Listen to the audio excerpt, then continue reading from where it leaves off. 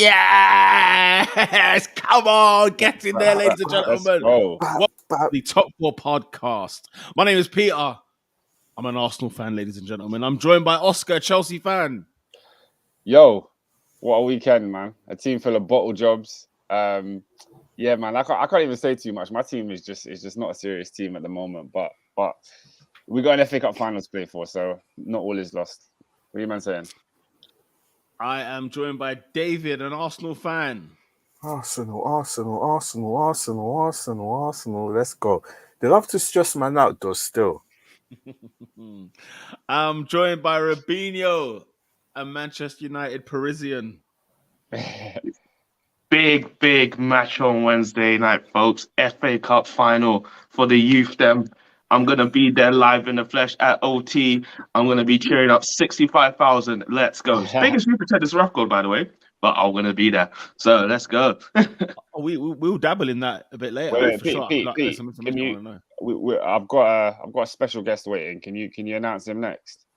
No, I'm going to announce AD next. Fair enough. We've got two special guests. Let me get it in a row, but let me. Fair enough. We've got two special guests.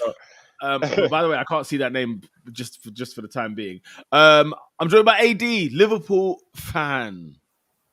Boys, let me have it. I was talking crud for like 8 months straight. Yeah, let me have it. I'm a big boy, man. Let me have it. Let him have it as if he's doing the Gigs mixtape. I'm joined by special guest Faisal, Arsenal fan. Hell no, man. Blue side, man. It's Chelsea all day, man. Time to play the game. He's up. Chelsea. Yeah. Oh, swear down. Ernest set us up. Ernest, you need to be brought forward to the table. Court and justice needs to prevail. I went from evolution to DX. Evolution to DX. I'm in my final form, man. That's a heel turn. This is the biggest heel turn since Austin WrestleMania 17. This is unbelievable. This is unbelievable. He's laughing his arse off. What a setup. What a setup. Look at him. on a weekend, where he held 4 at Brighton, he needs to come forward. He has to come forward. Well, Ernest. For sure. Hey, no. Hey, I'm having deja vu here, bruv. Fam. Hey, this is mad. Anyway, continue. We'll discuss after this. And we've also got another special guest. I'm going to say this one's more special because Faisal, we are joined by special guest Mo, an Arsenal fan. I'm hoping you still are. Yeah, bro, we're Arsenal fans, yeah. You're done, no? Hey, guys, Mo's my guest, man. I've been wanting to bring this guy onto the Top 4 podcast for weeks, weeks. Like you said, an Arsenal fan, some very, very good opinions. So yeah, let's get into it. Let's get cracking. Big up, Oscar. I appreciate it. Big up Mo joining us as well, of course. He's not going to be here for a long time. So I think it's only right. I think it's right, Mo, that we kick things off at the Emirates Stadium where Arsenal beat Leeds United to make our gap 4 points ahead of Spurs in the race for the Top 4 podcast. Mo, I want to get your first thoughts. Where are you on this on the surface? How are you feeling for the season? What are your thoughts heading into the North London derby Thursday night? Bro, first of all, thank you guys for having me on the show. I appreciate it. My thoughts on the season, I've been very optimistic, as some of you might have known if you follow me on Twitter or if you're on Twitter Spaces. I've been optimistic all season. The season played out exactly the way I thought it would. A generational manager overachieving is what happened. So at the end of the day, I'm not surprised, bro. I thought our seed in the season was either 4th or 5th. I'm not going to lie and say I expected United to be this bad. United have been really, really terrible. So that definitely helped us in our top 4 push. But now that we're here, I fully expect us to get our target, and I expect us to be in the Champions League next season. Interesting scenes. David, I mean, we didn't make it easy. We didn't make it easy against Leeds United. Pete, what's my guy's name? The keeper? Ilian Millier. The absolute stinker. Absolute stinker, bro. Pete, remember when I told you about Millier? Remember when I told you about him? Listen, yeah? The smell was high. Listen, bro, you smell that from far. I don't even know what he was thinking, but Eddie. Calm. Then Martinelli does his thing, assist. We're living life, bro. It's 2-0, easy night, bro. Then Aylin comes with the 2-footed thing. Hey, straight red, blood. Straight yard. I don't know why it took Vieira that bare long, bro. But anyway, we move. You say that, mate. What's his name? What was his? Who was the referee? I don't even know. Kavanagh, Chris Kavanagh. Man's giving man a yellow. Gave man a booking. I looked in despair. Was it Kavanagh? Yeah, Chris Kavanagh was the referee. I was there like, how is that a booking? I'm not gonna lie, that's one of the worst challenges I've ever seen. I don't think he saw it. Oh no, it was full on red. Full on red. It was disgraceful. We're just lucky that Gabriel didn't have his foot planted on the ground. Because obviously he kind of rised the challenge, thankfully. Ryan Shawcross part 3, bro. You know what I'm saying, bro? Yeah, I felt like, innit? But anyway, he gets himself sent off. We should have peppered them. Then the commentator, they get their first corner. The commentator curse, bro, or whatever. If Leeds can score here, there's 10 man guys. Remember, they're down to 10 men, bro. Why is my guy free in the box, blood? Can I ask a question for the Arsenal fans? Is that the first goal you conceded this season from a corner? That is correct. Wow, that is correct. It's like 300 corners or 200 corners or something like that this season. We got a new guy, brother, Nico Yova. He's a nutcase. He's an absolute anorak. But he's a specialist. He's always standing there. Whenever we're defending, he always comes on the touchline and sort of Mikel kind of lets him. And it's mad because if you're organized on corners, that's such a poor corner to concede. Like just for your first one to concede, it's a stinker. Oscar, they were down to 10 men, and the guy who had the entire North London, bro, to score. What's the cancel, bro? Is it Islington, bro? Yeah. He had all of Islington to take that shot, bro. Flipping heck, bro. I never struggled then. Mate, Arsenal can stress you out, but happy 3 points. Are we discussing Arteta deal, the new deal, blood? Or I mean, we can talk about all we want. We can do what we want on this podcast. It's free reign. It's a democracy. Hey, listen, it's 3 points. We'll get on to Tottenham and Liverpool later, but I want to ask around very quickly. Like, how many of you think the top 4 is done? I just want to ask. It's not done until the North London derby. Yeah, I was gonna say, that's a question you need to ask me next week. Because I need to see what happens on Thursday. I'll be real. I think it's done. Like the North London derby, of course, is a huge game, but Spurs can win that game. Arsenal are still a point ahead, and they've got 2 games left. Like I don't see Newcastle or Everton like getting points from Arsenal. I genuinely think it's done at this point. I know it won't ever feel real until Thursday. It won't feel real, but I think it's done. Oscar, to that point though, and I'm harking back on past times. Yeah.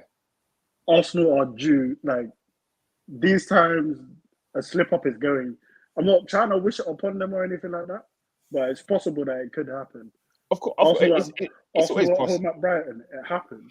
Hey, yo, Oscar, permission for me to block Faisal, bruv. I'm still annoyed. Wait, where's he jumped from? How from the Arsenal? He was on this podcast previously of this parish. That's what I'm saying. And this guy is now supporting Chelsea Football Club. You think I'm just going to sit here? Hey, let him go to that championship stadium, bruv. Let's park here, Faisal. For a second. You have to explain this because I don't know if all the listeners know. Basically, Faisal, you've been in this podcast more than once before, in the past, and we've always spoken about Arsenal. Now you're coming on this podcast today telling us that you're a Chelsea fan with a Chelsea shirt. Everything. Explain, please, because with the badge in tow. God. Okay, so what made you make that switch? Well, I believe that season was 1920. That must have been the first year. Era. Yeah, so that was first year of COVID, but it wasn't really about Lampard. It was more about the things that I had witnessed before. And funny enough, the last podcast I filmed, it was probably near Christmas, right? So during that time, Peter, Dave, I don't know if you lot remember, Arsenal were having fights in training. I remember David Luiz and knocking out. I think it was Danny Ceballos knocking out David Luiz in training.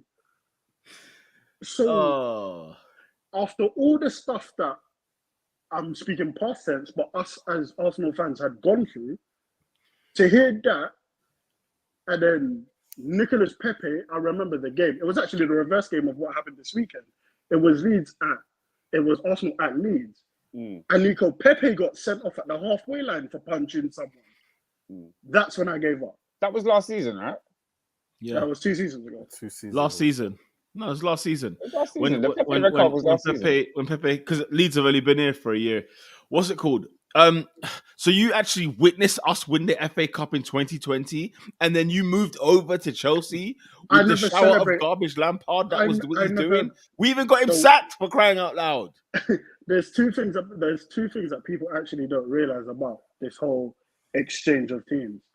I never celebrated the FA Cup, and I never celebrated the Champions League because mentally, the FA Cup, I was mentally checked out.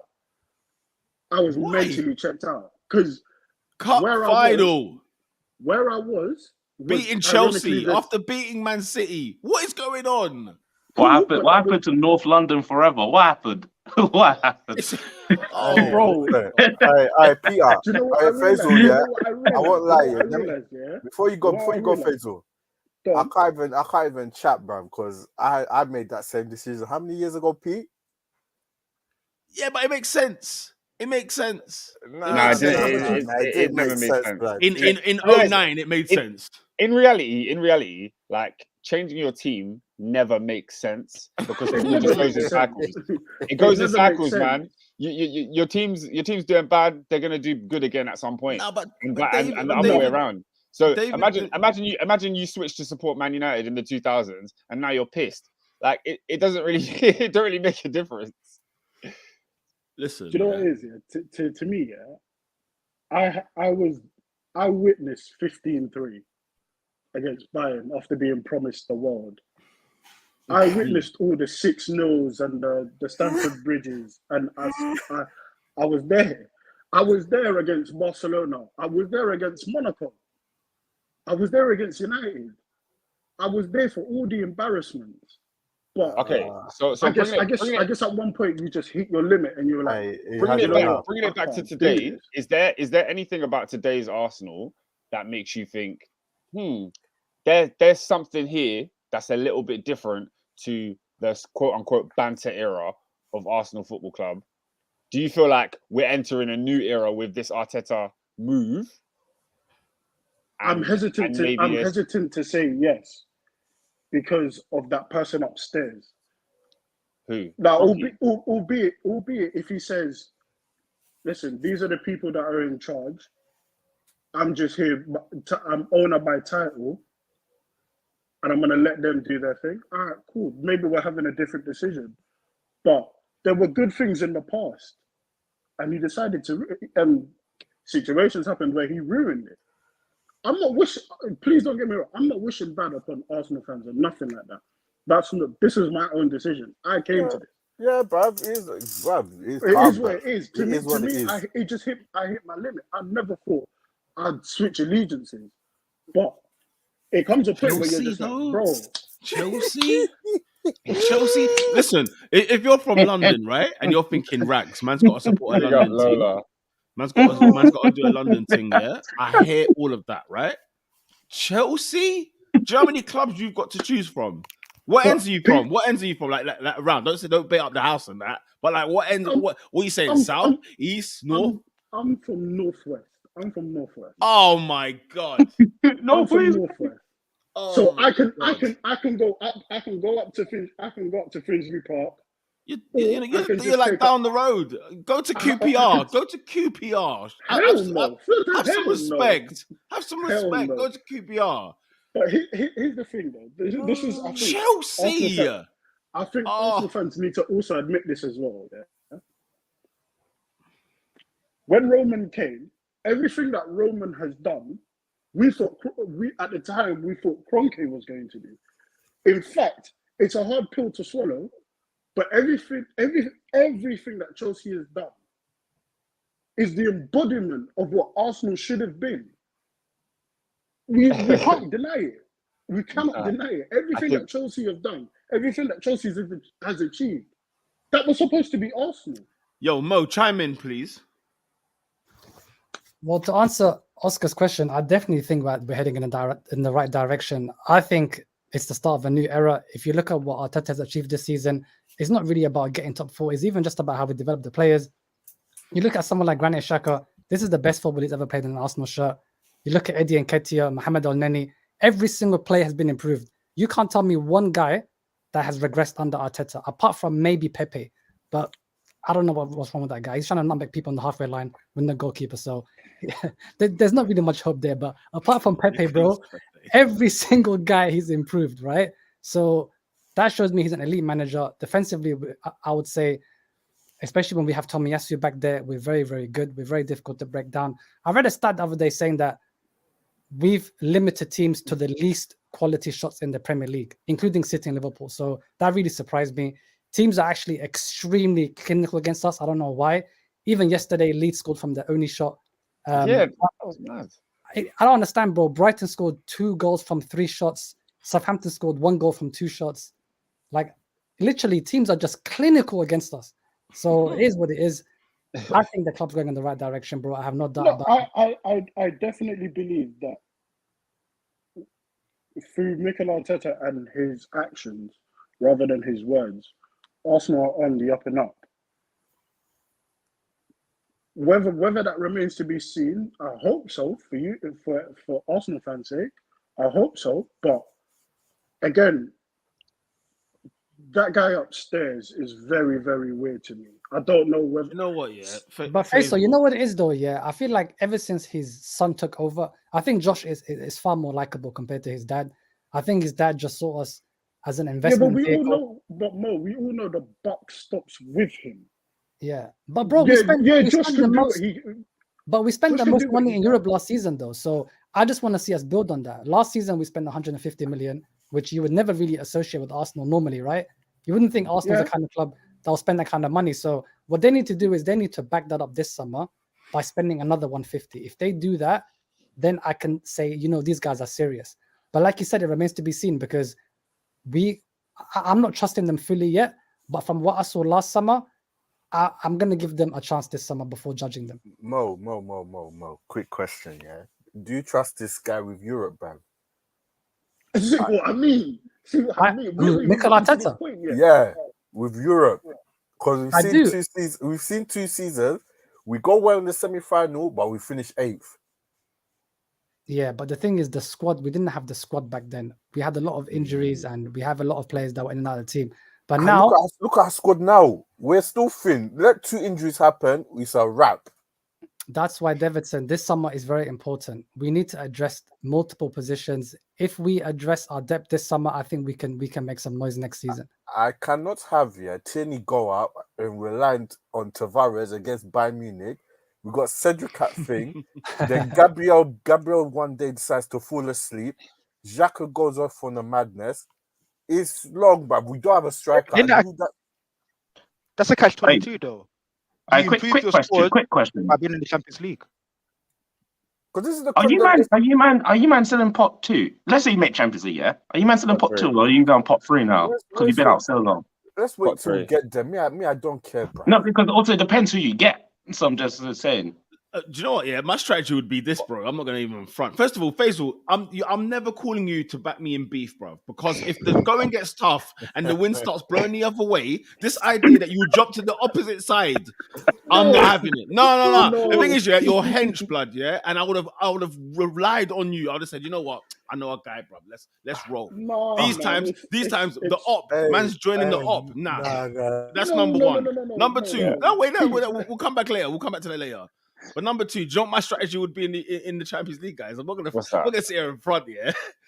Here's what you do, right? Because I asked the financial guys about this at work, right? You qualify for the Champions League, finish 3rd in the group stage, and win the Europa League. You're back in Champions League, people, with a European guys. How about that? Let me winning no Champions League. Let me put you up on game. Exhibit A. Let me put you up on game. The Champions League. it's the most prestigious tournament in the game. Yeah, it's what we love, it's what we care about, it's what we want. But don't believe this facade that you have to be some elite team to win the Champions League. You don't. Alright. So You got to be half decent. this Oscar, idea- you got to be half you do decent. have to be half decent. You do You have to be Arsenal half. half decent. You have to be half decent. Let's look at the. you can't- guys, we've seen sorry, Nah, Oscar. European, Oscar, look at you. Look at half-decent let's and let's say Arsenal half-decent are two let's different say things. let's say the deadest Champions League winners in the last 20 years, 30 years. You could argue Porto, you could argue Chelsea, and you're really struggling. Red Star Belgrade, my friend. The Liverpool of 05, you could probably throw into that mix. Marseille. What in the last 30? Marseille, okay, Marseille, who were bent, by the way, they were better than a £9 note at that time. Anyway. So what are you naming? Naming teams that So like that, because you said, you know what you said. You said you ain't got to be like legit prestige in order to win the Champions League, right? Yeah. And I was just saying you got to be at least half decent. And so I can't lie. Out of the teams that have won it, I don't think, for example, Arsenal necessarily are as good as those. You've got to be half. Correct. But that mentality of let's go out is something I've always never been a fan of. And we've had this conversation when we spoke about mid-table teams getting into Europa League. Your teams like West Ham, teams like Wolves, whatever. If they get into Europa League, people are like, oh, they should just leave so they can focus on the league or whatever. And I'm just like, look, if Arsenal want to progress as a team and get back to the level that they need to be at, you need to be competing in the Champions League and you need to give it a real go. You're gonna have a hard, tie where you lose to Atletico or another tie where you lose to Bayern. You might get popped, but those young players, your Emil Smith-Rowe's, your Saka's, your whoever, Ben White, they're going to learn how to play in the Champions League, and it will be better for you in the long run. I agree with you. No, I agree with you when your teams like Sevilla and whatever else, right? And even Atletico, give it a go because you could probably get something out there. Look at Oscar. By the way, I think you're underestimating how young this squad is. How it's not this Arsenal side. If they get into the Champions League, guess what? I'll tell you right now. I'm biting all of your hands off to get out of the group stage in terms of progressing to the last 16. Okay. I'm stepping your hand off now to make the last 16. No, that's poor, bro. Listen, why? That's poor. What do you mean? Why? If Arsenal got in the last 16, that's not a bad season. I'm sorry. That's not a bad season in the Champions League. It is, bro. Really? It is. Yeah, it's a terrible season. Why? Talk to me. Why? If you look at the amount of investment that we're talking about spending this summer, let's say we get someone like Osimhen or Isak, right? Or whatever, whoever you want, Nunes. Let's say we get a big boy striker, we get Gabriel Jesus, we get a midfielder, and we get some backup left back and a backup right back. I don't see why we can't get to the semi-finals or quarterfinals at least.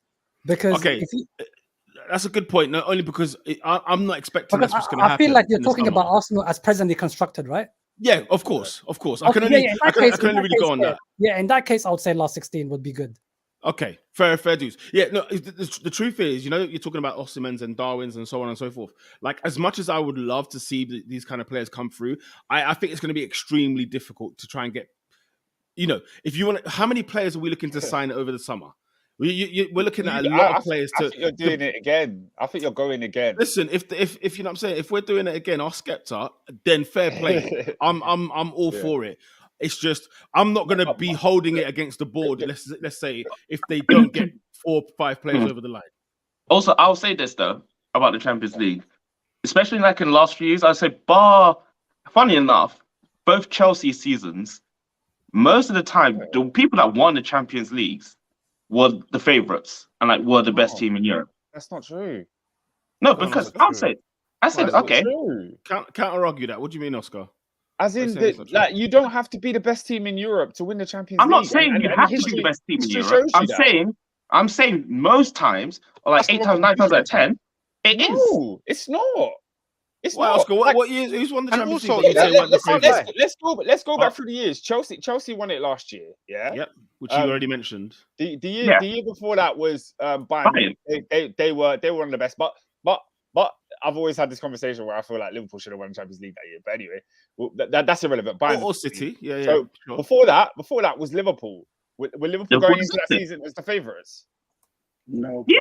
They were. No, the favourites. Who were? The year prior, they finished 4th in the Premier League and they went and won the Champions League the next year. They weren't. Yeah, as in who? No, I'm saying who was though? Who was the? I don't remember. Liverpool. Obviously, it would have probably been Juventus, City, I'll turn it Bayern in. Munich. Juve's not higher than Liverpool in this But Pete, situation. No, but that would have let's been go that's through the years. Let's Ronaldo's go through the year. years. 'Cause- That's a Ronaldo year. That's What, a Ronaldo 2019? Juventus Yeah, year. when Ronaldo joined him. Yeah, so I don't want to lose track of my point. But Liverpool finished 4th in the Premier League. That's the same as what Arsenal would be doing. The only reason you might think that Liverpool could have done it is because they got to the final the year prior. So, you maybe thought they were progressing in that direction. Yeah.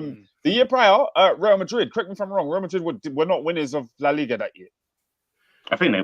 Which year? No, but they were coming off 20. They were coming off. I 2018? think Zidane has 2 league titles. He has 2 league titles. 2018, did they win La Liga? Yeah, Let me I think check. they did. I think they did. I think they did with Zidane last year. Zidane had Anyway, 2. okay. Yeah, Zidane had 2 of them anyway. But anyway, I in just some of those Madrid years, like Barcelona's winning the league and they've won the Champions League. So I'm like, bro, this idea that you have to be the best team in Europe, it's nonsense. Like maybe not number 1, but you have to be top 3. You got to be at least top 3, top 4 to win in the Champions League. You got to be But Mandem, but you get to the top by being in it. yeah, and also but it's Arsenal. Yeah, sorry, Adrian, go ahead. I was just gonna say, but I can't lie. I feel like Arsenal getting 4th place is a very, very big, massive accomplishment. Like, it's phenomenal. Sure, Like, I don't like, for me, like, why are we picking holes and saying, oh, well, they're not gonna win it, so what's the point of them being there anyway? It's a process. And if you look at Liverpool, people love to throw this parallel of Liverpool and Arsenal. Look at what happened. Liverpool got top 4 on the final day of the season. I think we beat Middlesbrough. And then it all skyrocketed from there. And I'm not saying it's the same trajectory for Arsenal, but you need to be in it to win it. You start to attract a higher caliber of players, where we signed your Van Dijks, your Alissons, your Fabinhos. Now, if Arsenal can get their recruitment right and a similar sort of effects, Champions League gives them the platform to do so. It's phenomenal, bro. Like, and ultimately they can start to build. I'd say we need to have a bit of luck in that window then. You know what I'm saying? In order to get the recruitment all the way spot on. You're looking at 3, 4, 5 luck, isn't it?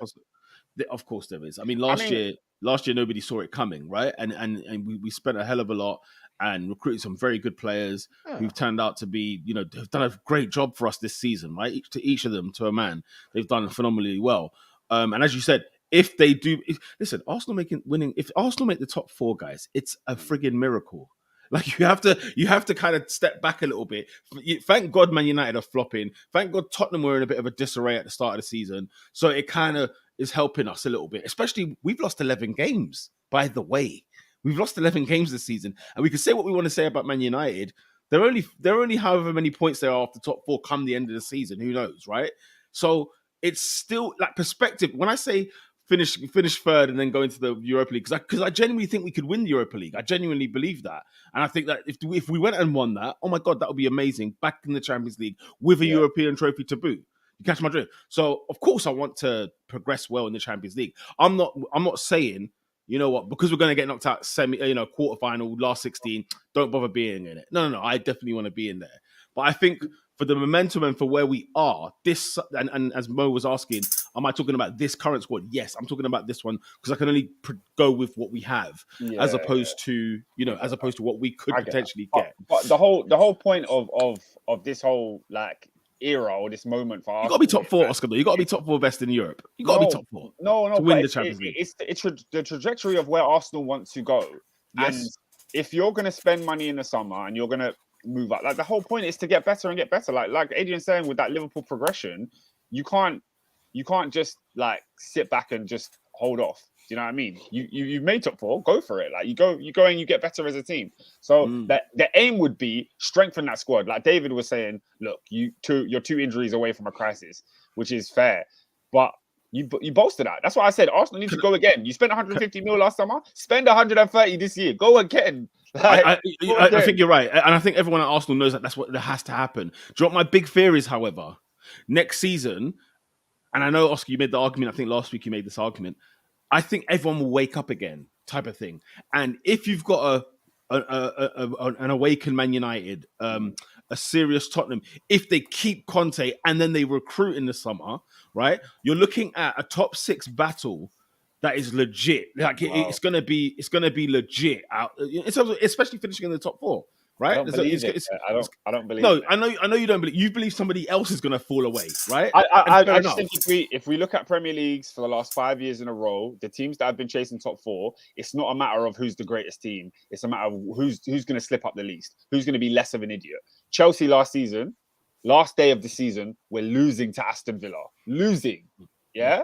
Handing it on a plate to Leicester. Guess what? Leicester lost 2 on the last day. And if we can go back to any era, the past 5 years, you'll find another story like that where teams have bottled it. So that's why when people are trying to throw this thing at Arsenal of like, oh, Arsenal are only here because Man United and Tottenham are not good. You can say that for every top 4 team. Agreed. Chelsea, But Chelsea wouldn't have been in the Champions League if Leicester didn't bottle it. I totally agree with that comment, with what you're saying there. But I am saying that Man United, we assume Man United are going to be better next season. I assume Spurs will be better next season. And I also assume Arsenal will be better next season. But it's so frigging tight with that kind of combination. Yeah. And say Arsenal are in the Champions League this year, right? Imagine what that's going to look like. We're going to try and get in the top 4 and be competitive in the Champions League as well as the other cups as well. It's going to be hell on earth next season if we don't take our chances. Sorry, guys. I've been kind of neglecting the comments just because we've got so many people on today. So I wanted to make sure everybody has their say. But I'm going to go to one of the questions now. Boss Like Endo, he says, Arsenal fans, do you reckon qualifying for the Champions League has come too soon in your process? Mo, you go ahead. No, it hasn't come too soon. I mean, it's ahead of schedule, but if you ask it in a way where, because that almost makes it sound like it's too soon for you, so it's not good for you. I think it's good for us, and I think it's the best thing that's happened to us because it can allow us to attract better players in the summer. I think obviously the top players want to play in the Champions League, so this summer I'm expecting us to have a very big summer, bring in a lot of good players, show ambition, and I think that will take the club to the next level. So has it come too soon in terms of where we were supposed to be at? Absolutely, but I think that can only be a good thing.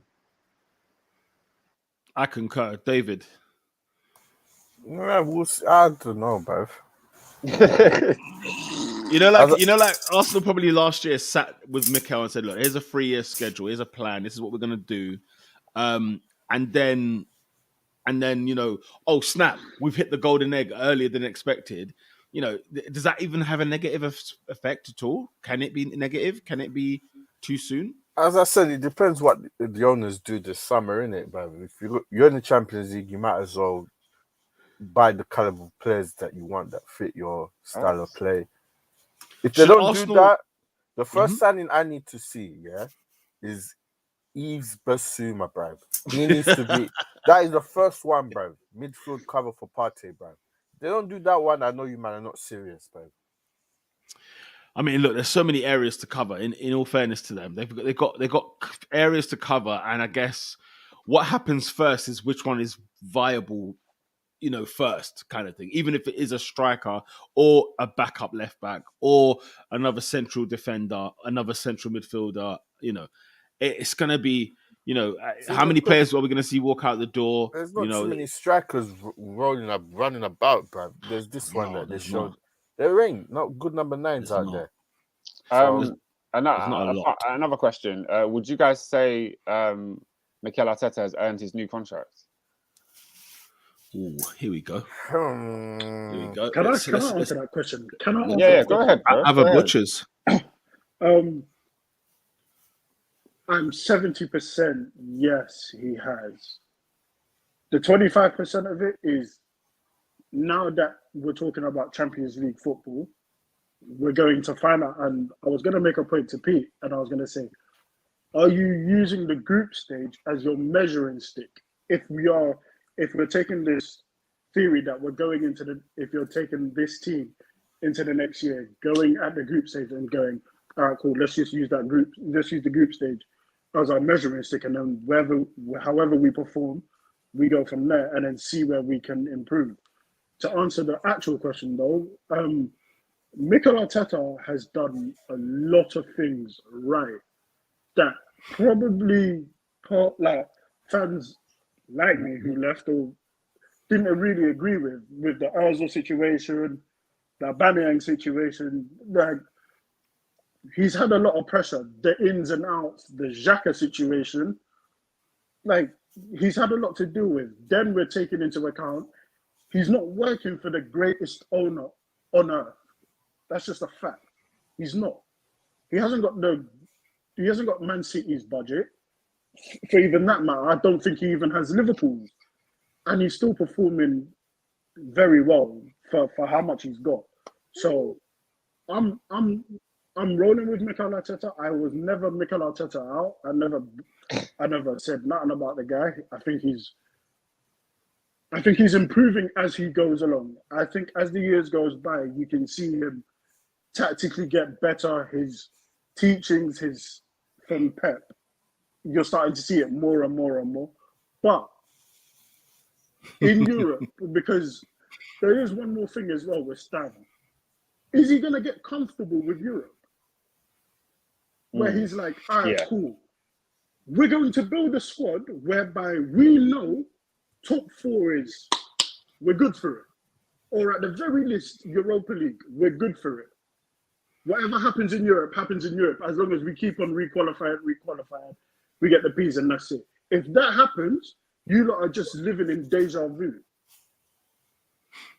And it's very possible it could happen. Again, I don't wish it upon you lot, but we have to be real about it. Stan will literally lock this off and go, you see that Premier League? I'm not really too sure we're there yet, you know?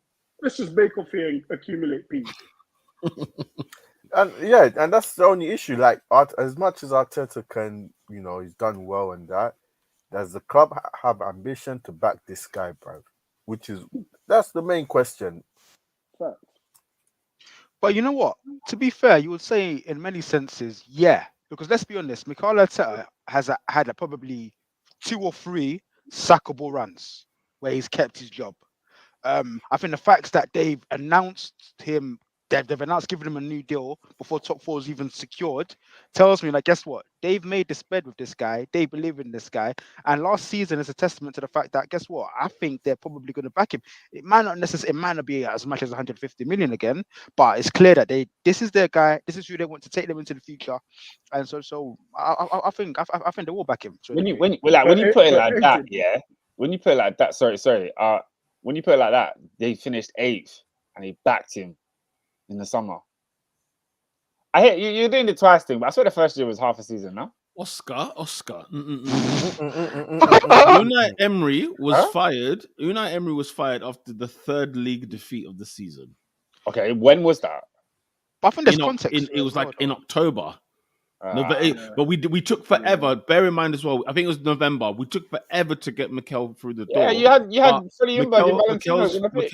Mikel's Don't do that.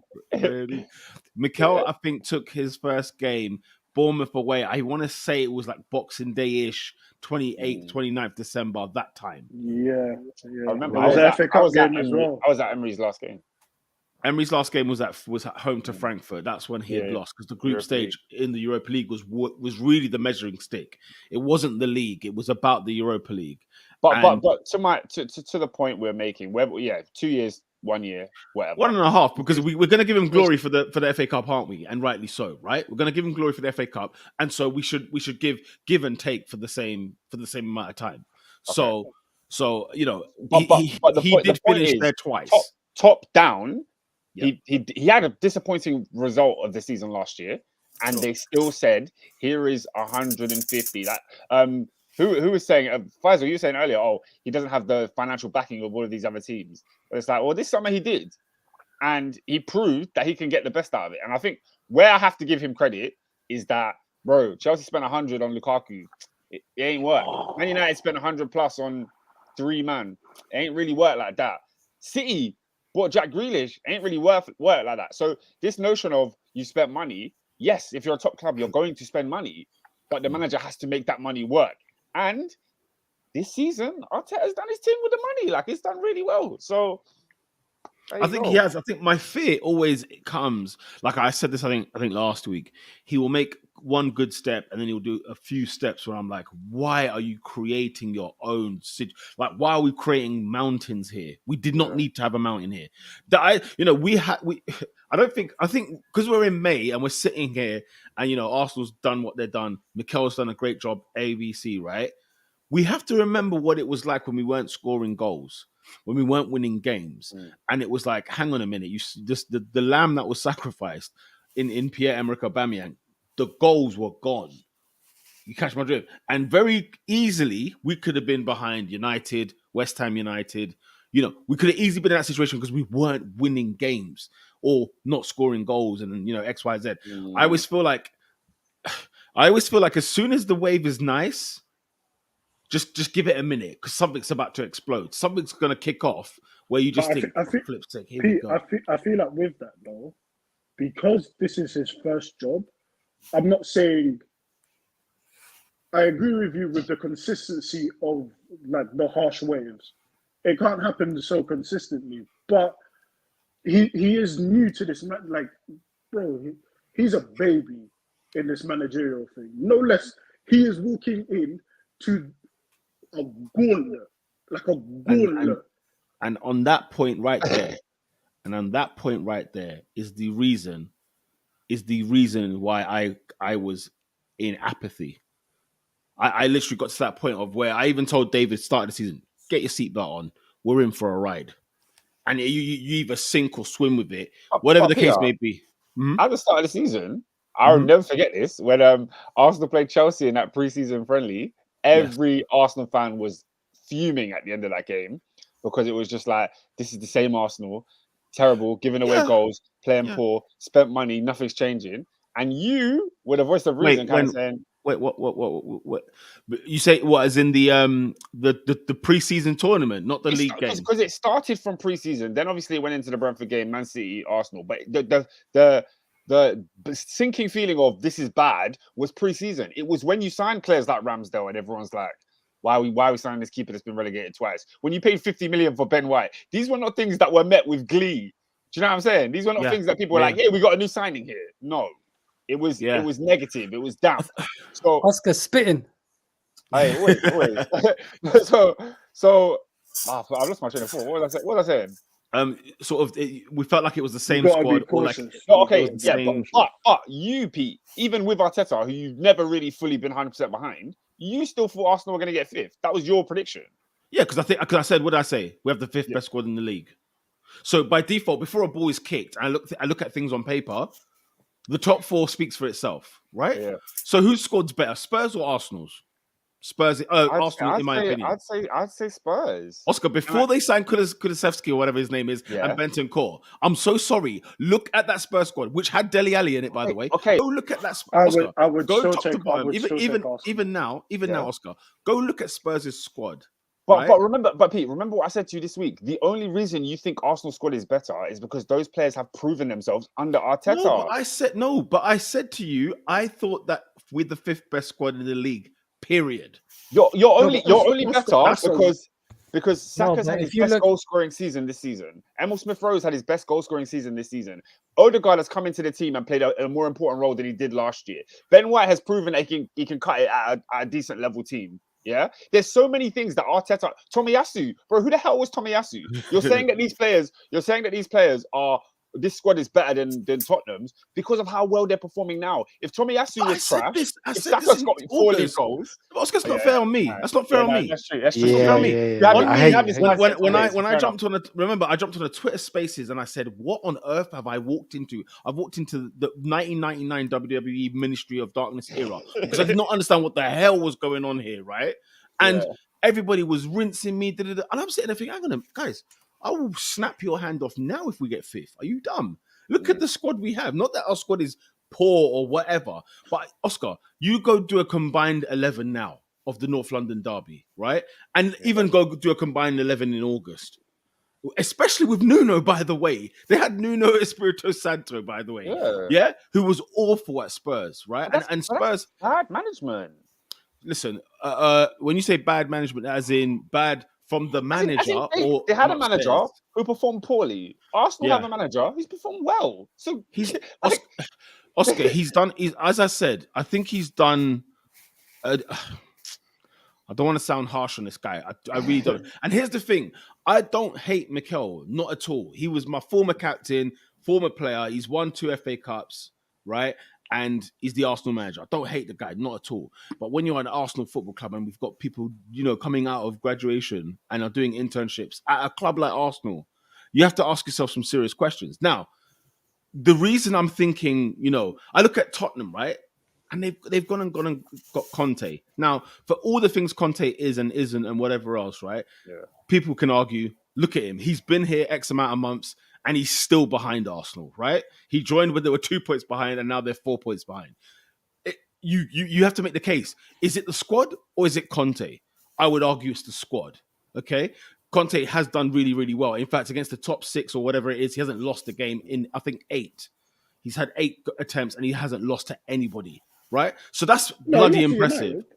Did he lose to United? Oh, my apologies. Yeah. If he lost to United, my apologies. He lost to Chelsea. I mean, I said top 6, innit? But yeah, you get me. That. Anyway, no, I'm playing. Man United are top 6, aren't they?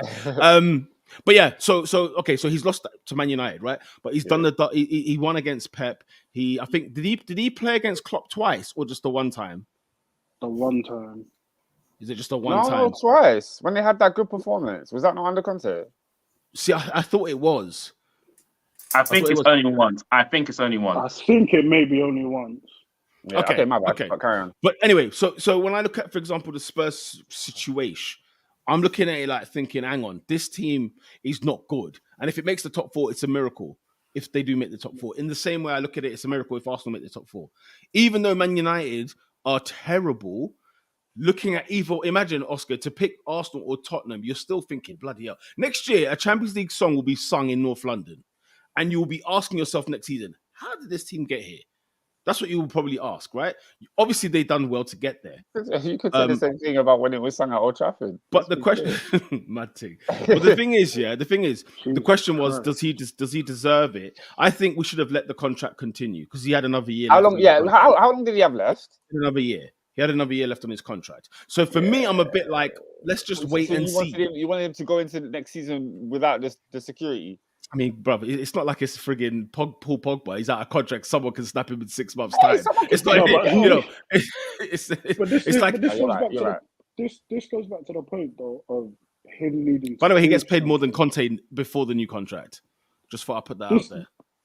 It proves that he still has something. Well, now I think it's in a weird way, it's Arsenal's reverse psychology, I guess, where they're like, all right, cool, we're gonna re-up you for 3 more years, if I'm not mistaken. Prove it, because now you've shown that you can get this team in contention for top 4, possibly top 4. We'll see how the season ends.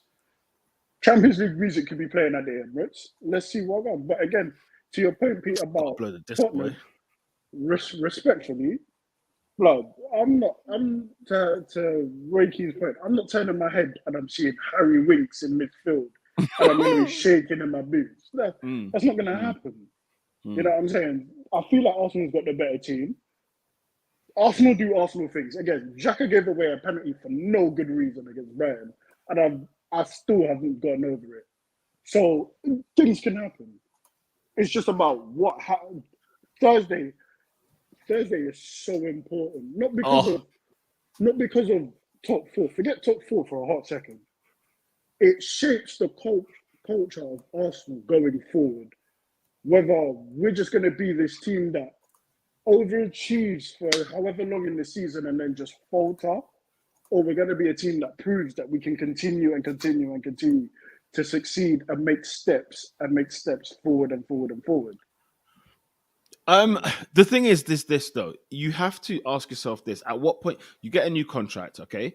And at what point does say you're the Arsenal board, say you're the Arsenal hierarchy? At what does it take for Arteta to be sacked? How bad has it got to go? If it is a case of, say, he doesn't make the Champions League for the next 3 seasons, right? Do they sack him? If he doesn't make Europe for one of the 3 seasons, for example, do they sack him?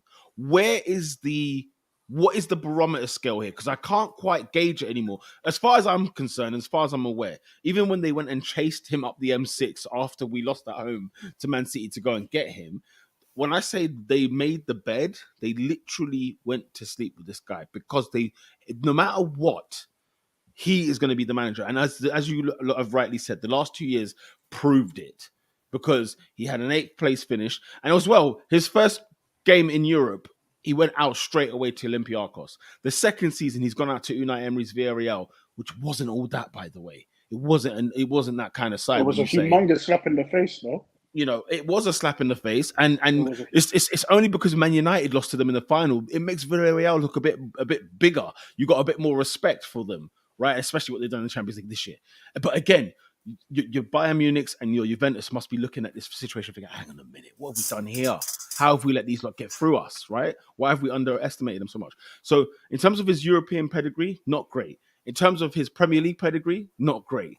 He's got the FA Cup. I'm very delighted by it. But you know how furious I was this season and last season with our FA Cup exits. I think to answer your question, it would have to be literally the Nuno spirit, the Nuno bar. If he gets knocked out, not Champions League, disrespect Champions League for a hot second, because you could get a group of death and then what? Am I supposed to judge him on a group of death group? That's not fair. But if he gets a group that is favourable to him and gets knocked out in the group stage, why are you still here? Well, but I don't think the group stage is the bar. I think it's very clear. I'm not saying the group stage is the bar, but I'm saying if he gets, so for example, do you remember when Real Madrid was struggling to get out of the group a couple of years ago? Yeah. I'm saying if not to that extent, but something like that. Tottenham this year struggled to get out of the Europa Conference group. I'm saying it's been a struggle the whole group stage, but there's no reason why you should be struggling. I think he's unsackable though. I genuinely think that he's unsackable. I genuinely think he's got life. We all think Jose's unsackable. Well, Pep's unsackable. And I don't think anyone other than probably Fergie is unsackable. Well, Faisal, no other manager you've named would survive the 2.5 years Arteta has. I don't know about you, Mo. I don't know where you are with that, Mo, but I don't think this guy is gonna get sacked. Like really ever. Arteta? No, he's not gonna get sacked because he's not going to fail at Arsenal, in my opinion. I think if you look at what he's already achieved, this is only his second full season ever, and he's already got a trophy, and he's probably going to get top 4 with the youngest team in the league. I don't care what anyone says. That's a monstrous start for a career. If you think about it, the guy has 0 experience, right? And in his second full season, he's got top 4 in the bag, most likely. He's improved every single young player he got his hands on. We've got a clear style of playing, right? We don't just buy anyone for the sake of buying anymore, like we proved in January. If we can't get the right guy, we won't buy you. Simple as that, right? And we've also reconnected with the fans. Honestly, I don't remember the last time. I don't think the Emirates has ever been this loud before. I used to go to Harby back in the day. Harby was a very special place, but I'll be honest, the Emirates didn't really have much of a soul until very, very recently. I think for a rookie manager with limited experience to do that, bro, that's no small feat. So I think eventually Arteta will leave when he gets bored of winning. I've told Oscar this. I think when he gets bored of winning. Listen, Mo. By that I mean all that energy. Bring that energy. When I say bored of winning, positive energy. I like that. Bro, when I say bored of winning, I mean like wanting a new challenge. Like for example, Pep. If Pep went abroad for a new challenge, nobody would blame him because he's won multiple titles. I think Arteta is going to win multiple titles.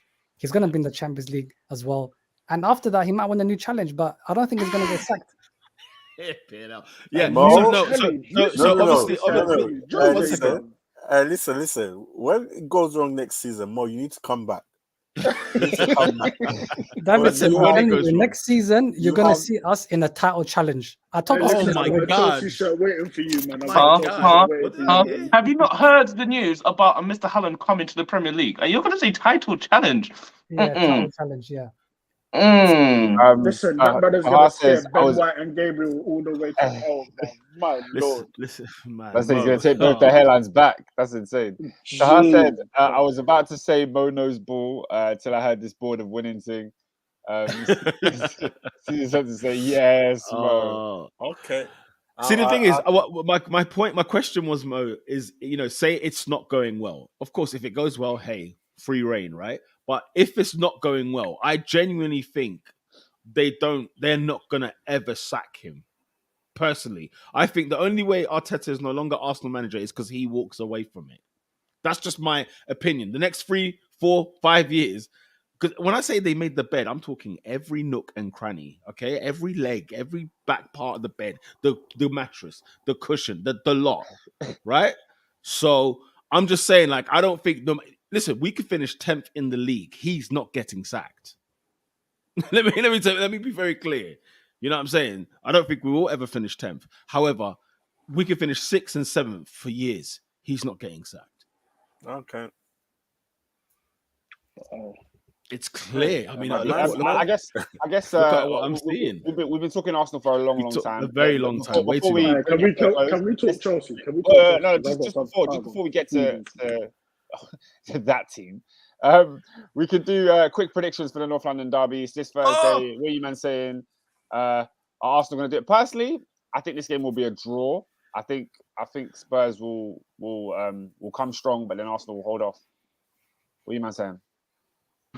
I can't lie. I know we'll get to the Liverpool Spurs game, but Spurs getting a point was a massive thing, and I think it's gonna go to the wire. I think Spurs have got it. I say Spurs win this game. I just don't know how it's gonna finish. Don't count them out yet. Don't count Spurs out yet, but they have to win. If it's a draw, game over. Arsenal got top 4, but if they win, we're still going in. Let's hear it. Let's hear your predictions, guys. Come on, get to me. North London derby, yeah? Listen, I'm going to be blazing that Champions League music come Thursday night, bro. That Champions... Just like we... Bro, Oscar, just like we clinched the title at Waha Lane in 2004, bro. And 2000... And when... And 1971, we can't forget that. We can't forget that, mate. Yeah. Listen, this is what we do, bro. Clinch the title at Waha Lane, clinch the title at Old Trafford. We won that at Chelsea. We won that at Anfield. This is what we do, bro. We clinch at rival grounds. That's what we do. What year did you win it at Chelsea? Oh, I don't know about the 34. Chelsea. 34. Yes. Come true, Mo. Come true. Yeah, man. Yeah. What them pre-war times. Mo was born in 1886, bro. I swear down. He was born when Arsenal was born. Oscar, I concur with Mo, bro. We're gonna win the frigging Champions League position on Thursday night. Okay, fair enough. A position, the spot. Yeah, we're gonna do it, bro. Thursday night, like Mo just said. So sorry. Mo and Peter, are you guys saying you're going to go to White Hart Lane and win the game? We're gonna go to the toilet bowl and piss, fam. You hear me? We're going to the Armitage Shanks. What's another toilet brand? We're going to the whatever your toilet brand is. I don't know who makes toilets, bro. I didn't know. Man, That's from your obscure knowledge. Go check the bowl, man. Listen, Armitage Shanks. That's pointless, mate. Armitage Shanks. Listen, when you get a house, you got to start doing some plumbing. I hear that, man. Peter's putting us on the game right now. They'll be asking you questions. That property mortgage podcast. I hear that. That's a tips for Pete, you know. Tips for Pete. Listen, the Armitage Shanks, blood. We are going to the Armitage Shanks, and we're going to. You see that? I was going to say something, but I think you lot will get offended by it, so I won't say it. But anyway, nonetheless, no, because I mean, it is actually that. It's called that. But what's your scoreline prediction, Peter? 3-2 to the Arse. 3-2. So cracker, yeah. You're predicting a fiery game. Cracker. It's gonna be beef outside before kickoff. There's gonna be beef in the seats over the seg line. Then there's gonna be beef walking out. I'm staying there till the stadium's shut. I ain't walking out anytime soon. You're going to the game? You will find me there, bro. When I said I'm going there to wee, blood. Yeah, I'm gonna stock this bladder. Let me tell you right now. That's gonna be. This is a crazy episode. You're gonna be knee deep in Edmonton. All right, cool. Listen, I'm gonna break the seal, ladies and gentlemen. Let me tell you what. That's gonna be one of the greatest games of the season. Like the atmosphere is gonna be insane. Lola says North London derby draw, and then Spurs lose to Burnley. Arsenal win versus Newcastle, and then final day of the season, Arsenal give Frank Lampard his points, and we move on. Yeah. No, is that all right, guys? Have we got a deal? No, you lot can make those deals with Everton. Give Frank Lampard the points. You lot can make those deals with Everton. Obviously, a brown paper envelope was passed clearly at Goodison when you lot played them. That's a deal with the devil himself. We'll talk about Super Frank later because that's another saying himself. I can't lie. Before we tell it, I can't. I'm with the Gunners. I can't. There's no fibre in my being that wants to actually give Tottenham that. Nah, 2-1 Arsenal. Yo, like the thing is though, I want Arsenal to win purely because I want to see Conte at PSG. That's all I want to see. So yeah, that's all. Why? Like what backwards thinking is this, bro? Because I don't want Spurs to be good. That's the No, No, simple we truth. need to get. Let's keep it above. I heard that. Let's I heard that. I keep heard it that. I want above. Spurs to be We good. need to get Conte the hell out of Out. Spurs. Get That's what out we of need Spurs. to do. We need to get him the hell out of there. Because guys, he's done a and put friggin' him in that phenomenal toxic job so far. environment and cook PSG. Flipping Guys, he's hell, doing man. listen, he's doing a great job at Spurs. I mean, Let's be very clear. If they win, I can't say I'd be surprised. I can't say I'd be surprised. Like, Hey, listen, it's tough. It's a North London derby. It's a We ain't very won there in difficult game, ages. We ain't won there in ages since 2014. will Ben White be back fit? Touch and go. How Touch and go. about the midfield situation? Because this is the thing, yeah. You guys came to Stamford Bridge with this Wenger midfield, yeah, of Xhaka and El Neni, and you're still playing it. Are you taking that? Are you taking that to Tottenham? Mohamed El Neni, Mohamed El You know, Neni. Listen, I ain't got bad words to say about El Neni, but what's there to say? You know is what I'm that saying? your midfield? Is that your All I'm midfield? saying is, Mo, you better keep. When I say Mo, I mean Mohamed El Neni. Keep fasting, my G. Let's just keep the Ramadan Guani. Let's extend. Can we extend? Hey, Is that like hey, is it hey, haram? hey, I Or what? told you he's a good Big- midfielder, man. Hey, Okay, yo, steady, Peter. steady. What are you? I'm asking. You're trying to make a man die, Can bro. Ramadan like extend? You know the ones. Lola's Maybe an saying, extension. I You're trying to need make a man Spurs die, tossed bro. away. A team that has won less than Leicester in the Prem era is being treated like a big boy. Them man can sack off. Wait. Let me hear that again. They've won less than Leicester in the Prem era. I'm assuming she means like just they've won. That's Leicester not won hard. the Premier League. No, bro. Yeah. What's it? It can't be Leicester, games Leicester, won. Leicester have gone And the FA down. Cup as well. Yeah, no, Leicester- Leicester have gone down. Leicester- She's not talking Leicester about have gone games down. won. It's not games No, Well, won. Spurs she don't win said- anything. I think Lola, confirm. Ask Are you people- talking about wins or are you talking about trophies? Because No, Oscar, there's let's no keep way it. Spurs have less wins than Leicester. No, Lola said, it's Oscar, trophies, have you it's trophies. seen Spurs' midfield and defense? El Neni Listen, can hang with them. Oscar, Man. Here's the thing. Here's the And reason this- why I think hey, Arsenal. Lola's Here's the talking reason. Here's the something. reason why I think Arsenal will beat Spurs very quickly before we move on. Purely, unless he can still fast, bro. Just yeah, for him. What's it called? What's it called? Spurs have to come and win this game. One of the things that they've been fortunate with playing Liverpool, for example, and playing City and whoever else, they can sit down, have the block, and then have to, City had to break Because them down. they Liverpool know had to break because them they down. know the All other that team sort of has stuff. to go at them. But yeah, exactly. For them, the onus is on them. Arsenal don't need to go there and win. We just need to go there and not get beat. And even if we get beat, guess what, guys? We just got to win the last two. We got to beat Newcastle and Everton. And if we draw, we just got to win one, either Everton or Newcastle. Even if Spurs do beat Burnley, even though I'm with Lola, everyone needs to stop ignoring this Burnley Spurs fixture because it's the banana skin that seems to concur in the last 2 or 3 years, right? It seems to be there somewhere about. So the fact that Conte's actually got to get a team to actually play and score and attack, and that's going to feed right into us. And I think we'll be able to pick them off in the midfield that Spurs have. I'm not being funny. The defenders they've got.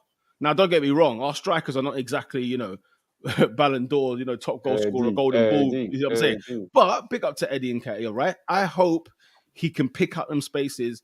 That ball gets sent straight through to him. Ødegaard, as long as Ødegaard, Saka, Martinelli, Smith Rowe, as long as they are all on point, guys, we're putting 2 and 3 past them. Ask Chelsea. When them guys were around, as in a big team going away from home, we actually put 4 in there, right? Relax. As long as you lot keep the ball You're so ticking. low, bro. Relax. Yeah. Do you know why, You are Faisal? Because we're 1 point behind you. You better believe we're knocking on that door. We are knocking on that door. Oscar, you know what? You know you're losing to Leeds in midweek. I'm sure you already know that anyway. You're losing at Ellen Road. Nah, they're not. Because they're going to rest all their players for the cup final. Leeds need to win. They're going and Leeds at home. No. You Can wait I for say it. something about Leeds? You wait That's, for it. that's decent. That's a decent point. Listen, I am so happy that you man won against them because that piss poor team needs to go down. Them and their fans. I saw a video the other day on some Leeds fans, and they said that they cannot wait to go back to the Championship because Premier League is not real football. I said, you what now? I feel it, man. I feel it. That's real. You're not. This is not real football. Real. I said, no, you man deserve to rot. What is this mentality? I want to go back to the Championship. I respect it. I man. said, I hear it, man. They people like Michael Chopra. They people like Ebags Blake. do that. Listen, I never want to see them shenanigans- again. I the don't want to see them again. shenanigans- Let the them rock. shenanigans that they did at the Emirates Stadium yesterday. Oscar, I don't know if you saw it because I think you were above the away end. Or Yeah, not too I was far sitting from it. above the away fans. Yeah. My God, Leeds, yeah, they robbed their own fans. I can't. Oh. It was some of the things that was happening in the game. Blood, I was sitting there like, They yo, robbed each other. they robbed each other. People were robbing them blind, like on site. They were fighting police. One guy threw something at a Fed, and the Feds like got the cosh out. They were there That's funny, swinging, you know? swinging. I'm sitting there thinking, holy Oscar, you saw Yeah, the Feds go hooligan. through the seats. Like, you know, when we bring police inside, then you know what time it is. We were bringing police left, right, and center, up and down stairwells. It was phenomenal scenes, Jeff. Well, we'll see. Also, I'll be also real. very quickly, if Leeds get relegated, Rafinha, it's 25 mil. So Hey, it's not like So big Rafinha's sack. one. There's a couple of players in that team that you take. There's a couple of them. Nah, Leeds will stay up, man. Phillips. Leeds need to stay up because let's not ignore last season's Leeds. Peter, Let's they're not going ignore down. Let's not ignore. No, Oscar. Huh? I don't believe. Peter, I don't why believe. ignore it? No. I don't believe they are worse than both No, why? Everton and 'Cause- Burnley. I Hey, don't Adrian- believe it. I don't Adrian, believe it. because Peter's the biggest Bielsa stan. That's why he's saying that. No, Oscar. But Bielsa, but like, Oscar, they're wait, going Oscar. down, they're going down. Oscar, let's. You can call me a stan for But Bielsa. we ain't all you seen like. Bamford. He finished. So Exactly. they've got Chelsea. Bamford's been injured. I don't think they're beating finished ninth Chelsea. last year. They finished Exactly. ninth last season, That's right? They've got Chelsea. They've got Brighton, and I don't think they're beating Brentford. And I think Brentford is going to be the ones to send them down. Robin, I tell you now, in the last they're three, losing them games. They're in the losing last a few of three, them in the games. last 3 games, they win 2. I'm telling you now, Leeds will stay in the Premier League next season. No, guys, I'm telling Pete, you right now. You heard it here first. Pete, I told Listen, you this weeks ago. I'll be I told you the this weeks listen, ago. Oscar. They're losing Oscar, to Arsenal. They're losing to Chelsea. They're going down. It's Oscar, over. Oscar, they're not losing to Chelsea. Oscar and They Adrian, are. Adrian, I'll be the first to apologize. Okay, when they go down, if they go down. But let me tell you this right now: Leeds are not worse than both Burnley and Everton. No way. They're not the worst. They don't have to be I worse, don't but know, they've you been worse know. this season. They're not, They've been worse bro. this season. AD, And they're not- AD. Everton have a game in AD, hand. you watch Everton have a it. game in Okay. hand, and they're a point ahead. What are we talking They're about? ahead. Guys, Everton have Super Frankie Okay. Lampard. What are we doing here? as you know, the season always pans out, and I always have something to still hold on to. Watch Everton's next, 3, 4, 5 games, however many games they got in hand. Yeah. Do not think this is done. Everton are winning games that they shouldn't be winning, but watch the games that they should be winning, and you will see. You will find out. Don't worry. Don't just give it a bit of time. You'll find the real Everton. Is Leicester away what? Like, is that a game they should be winning or not? No, they shouldn't be. Hence, that's what I'm saying. The games that they shouldn't be winning. Come on, Oscar. And Leicester away. Come on, Oscar. They shouldn't be. They have no right to go out there and get 3 points. I just think you're saying something that's a positive, and you're trying to turn it into a negative. Yeah? I'm not. You are. The fact of the situation is Frank Lampard went away to Leicester and got a W. He got Chelsea at home, got a W. He got Man United at home, got a W. Even took points off City. So they're staying up. So me saying, I think Leeds will get the W against Chelsea, who Everton got the W against, by the way. No, but Leeds are not getting the W. Okay, fair. I get why you say that. There's logic behind it, but I'm telling That's you. what, yeah. No, of course, it's a prediction, right? Chelsea are going to be thinking about the FA Cup, right? And rightly so. They're not going to necessarily have that much of the eye. They know Arsenal and Spurs. Well, listen, Chelsea will lose. Chelsea will lose the next 3 games. Arsenal and Spurs will not pip them to third. Let me tell you that right now. But the thing is, if I said to you, who do you think Chelsea are going to play? Like, we just had, for example, Lukaku's not a first team starter for Chelsea anymore. He played 2 goals on the weekend. Exactly. He played twice on the weekend and scored 2 goals. If he starts this game, he's saying, look, if I score today, I'm starting the FA Cup final. That's the mentality that these Chelsea players are going in with. So I bet you Lukaku's rested for the weekend. if he's rested for the weekend, then it's Havertz. Then it's the same thing that we've been running with our first team. Oscar, so Lukaku's your top goal scorer this season, though.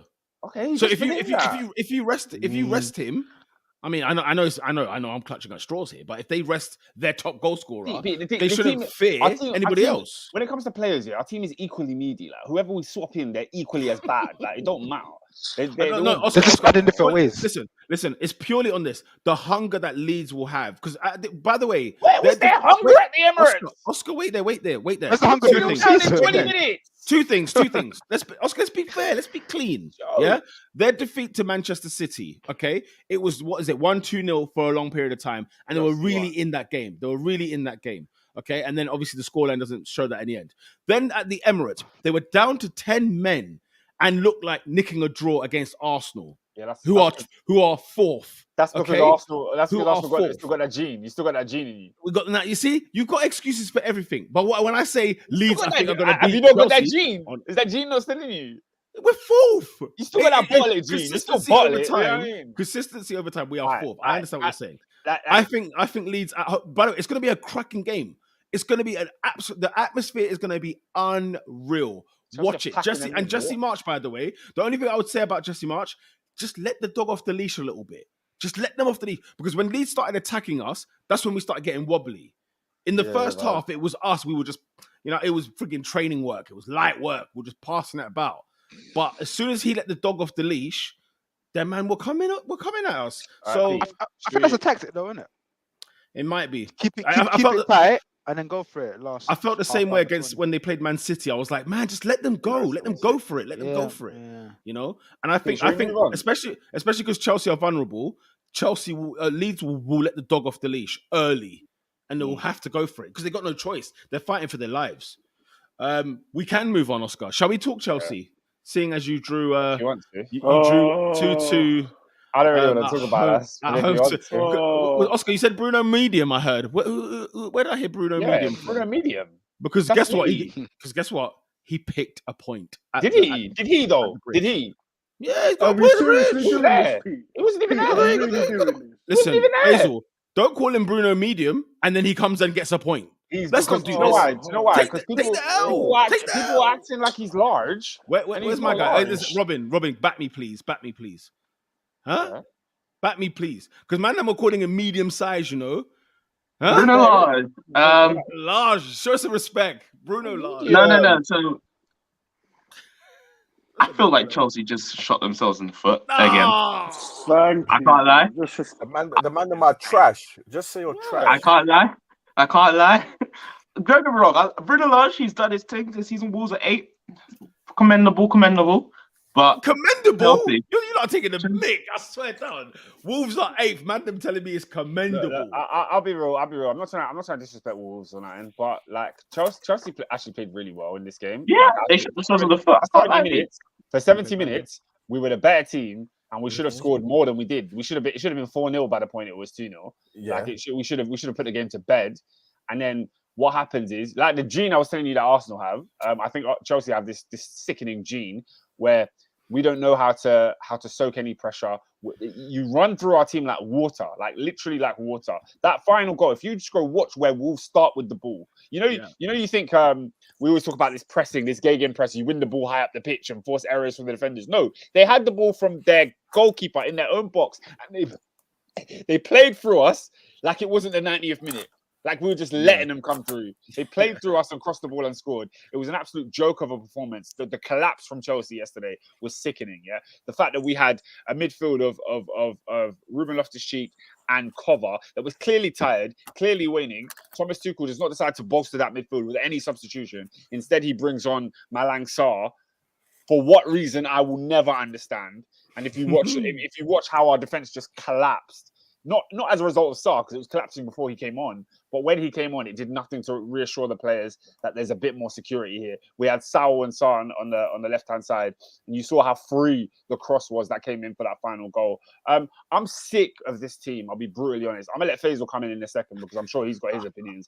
But I'm sick and tired of this Chelsea team. I'm sick and tired of the fact that we are, like I said, like water. We let teams run through us. The moment of joy, guys, I have not celebrated with glee at Stamford Bridge for so long.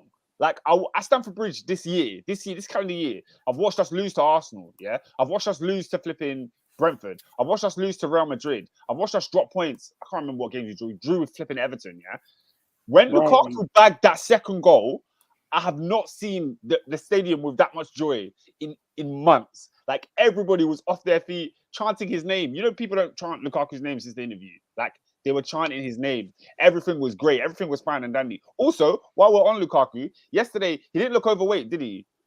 He didn't look overweight. He didn't look like he doesn't care. He didn't look like he's not trying. He didn't look like he's not running. That's what happens when you give your number 9 a through ball. That's what happens. And we got a meme out of him. I can't lie. We got a good meme out of him. We got a good meme. Yeah. Yeah, there was We got a good meme out there. Yeah, brilliant meme. 10 out of 10 meme. 10 out of 10 meme. But yeah, so some of the stuff that's just like what I'm saying about Lukaku there, it's just pissed me off this season. I'm so ready for this season to be over. I'm so ready. We've got an FA Cup final on Saturday, and I've never gone into a final thinking Chelsea have less of a chance than they do in this game. I thought we had more chance of winning the flipping Champions League final against City than we do beating Liverpool on Saturday. I just don't see anything from this team. And Todd Bowley era, I'm begging you come and resurrect Todd Bowley. Faisal, go ahead, bro. Tell us your thoughts, man. Tell us your thoughts. Big up Tahar, who didn't even bother watching the game. Big up him. Where do I begin? Yeah? Where do I begin? First of all, you left Arsenal to join Chelsea. Pete, you need to let this go. That's a stinker, now, Faisal. It's a freaking howler. It's a freaking howler. Where do I begin? Yeah, go ahead, bro. Flipping hell. I'm gonna conquer this 100 mil striker. I'm gonna get off my chest quick, fast, and in a hurry. Oh, let's go. Heads up. This guy was bought because he was the finishing piece of a puzzle, and instead he became the whole puzzle. He complained about a system. I was talking to a couple of my boys about this. He complained about a system that won the Champions League, knowing he was going to walk into this system. So I asked the question, did he just sign a contract not knowing what system was going to be played? Or did he just ignorantly I'm coming back to Chelsea and that's it, and everything's going to conform to me? I don't get it. But on Saturday, What about the third was point? probably Maybe he was promised things. So he's promised to play a certain way. Maybe, but to me, what stops me from saying that is game 1 and 2, if I'm not mistaken, was Arsenal, Aston Villa. Yeah. And I think there might have been. This was the Lukaku. Yeah. This was the monster. And he just went away. Like, he just disappeared. One of the worst games of Chelsea's season. And everything Oscar said, basically, you saw in this game was West Ham away. He came on the pitch for 45 minutes. I did absolutely nothing. I probably had more touches of the ball than him. It was a disgusting performance. But again, I never rated Lukaku in the first place. I thought he was butthurt because Chelsea actively wanted Haaland before they decided, all right, cool, let's just go get Lukaku. J5. Whoa. Faisal, can I pause you here before you get into J5? Because you said some things about Lukaku that I really, really disagree with. So I'll let you get onto J5 and the rest of the team after. But let's just dissect this Lukaku team now. You spoke about the fact that he's come into the squad and the team, and he saw how we were playing, and he's coming in and he's surprised that he doesn't fit into the system. Blah blah blah.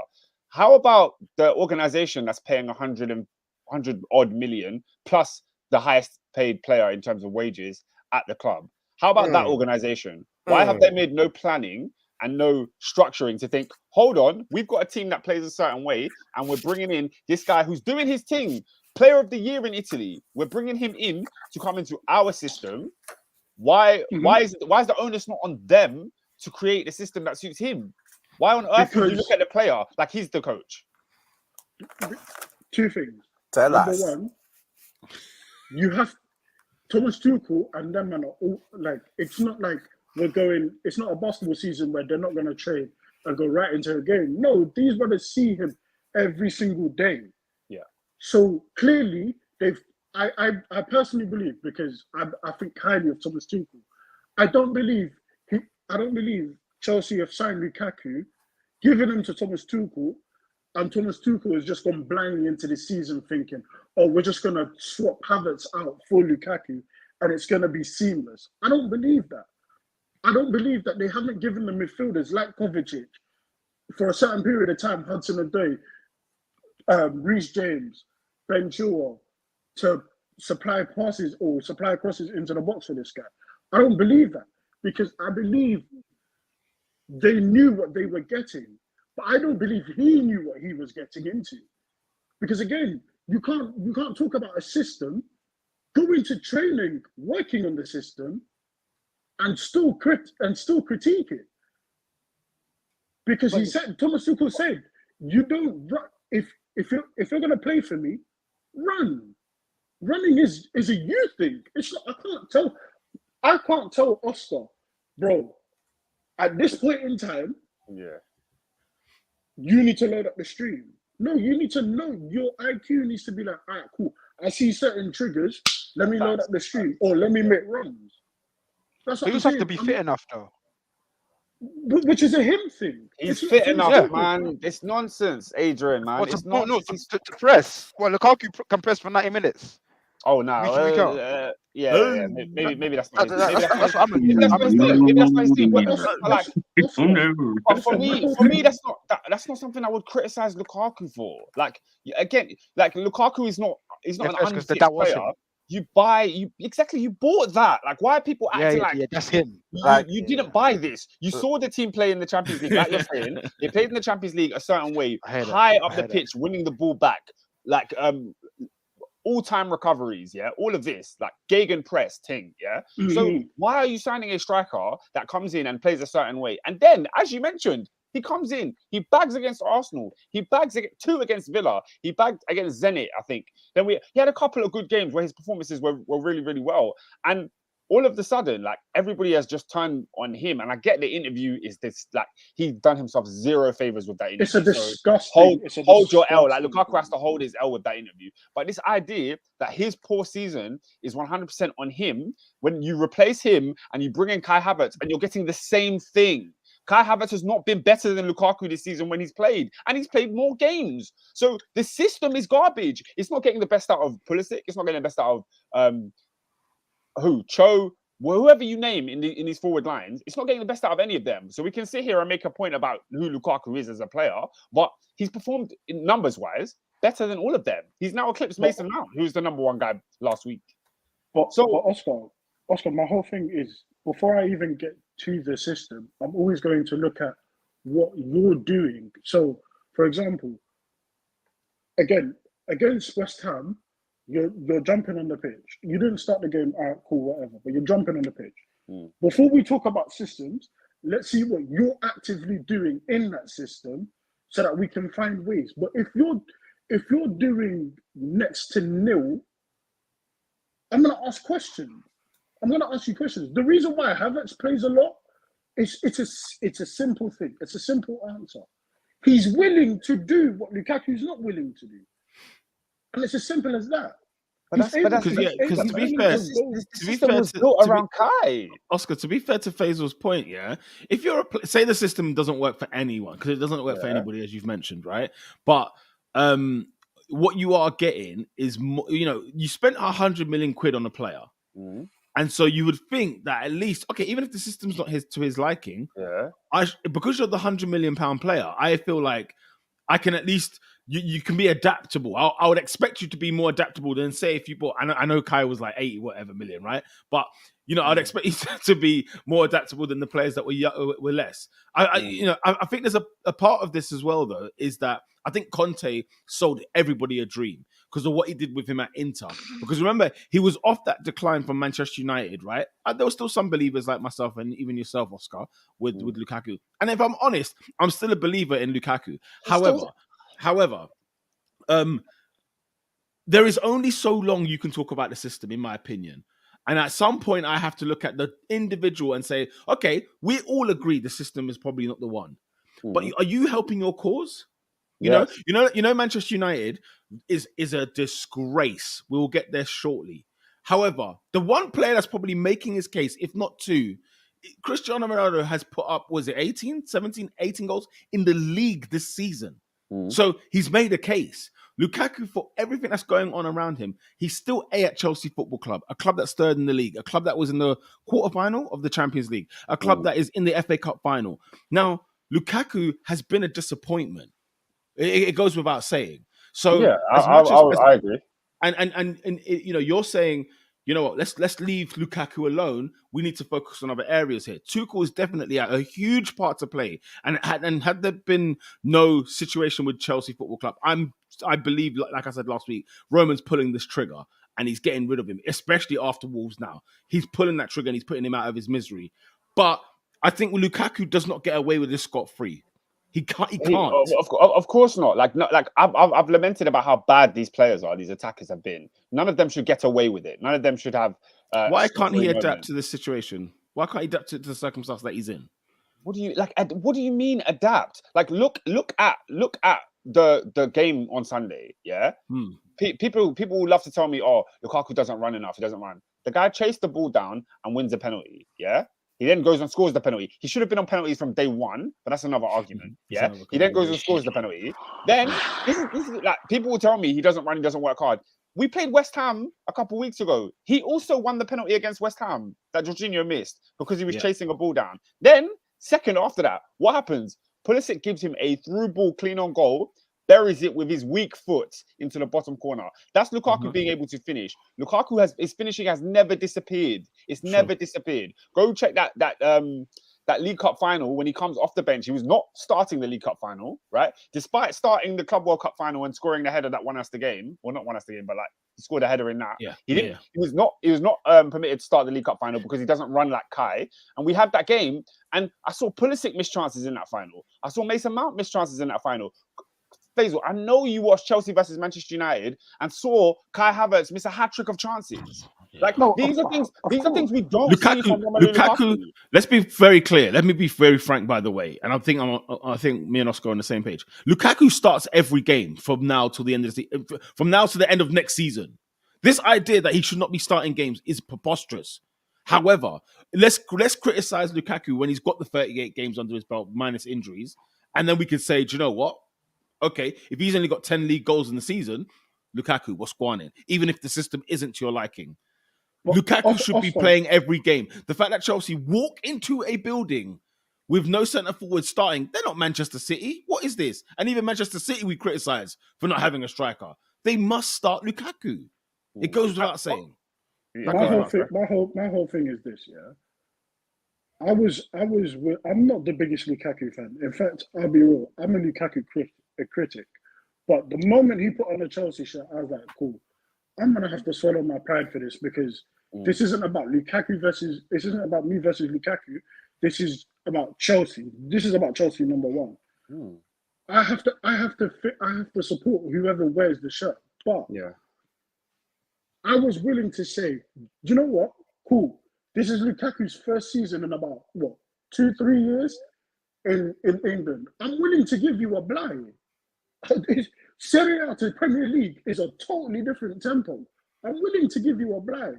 Don't disrespect Serie A, whatever you do, don't disrespect the Serie A. Bro, Oscar, you were literally at the San Siro while he was there.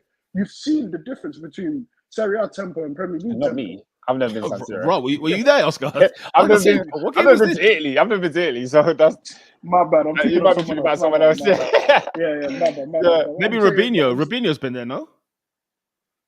Did you not see the big Rom put one in the Cobra suit? Great stadium. Yeah. Did you see him put one in the Cobra suit? I saw Inter Milan. I was Inter Milan versus Dortmund in Champions League. Great game.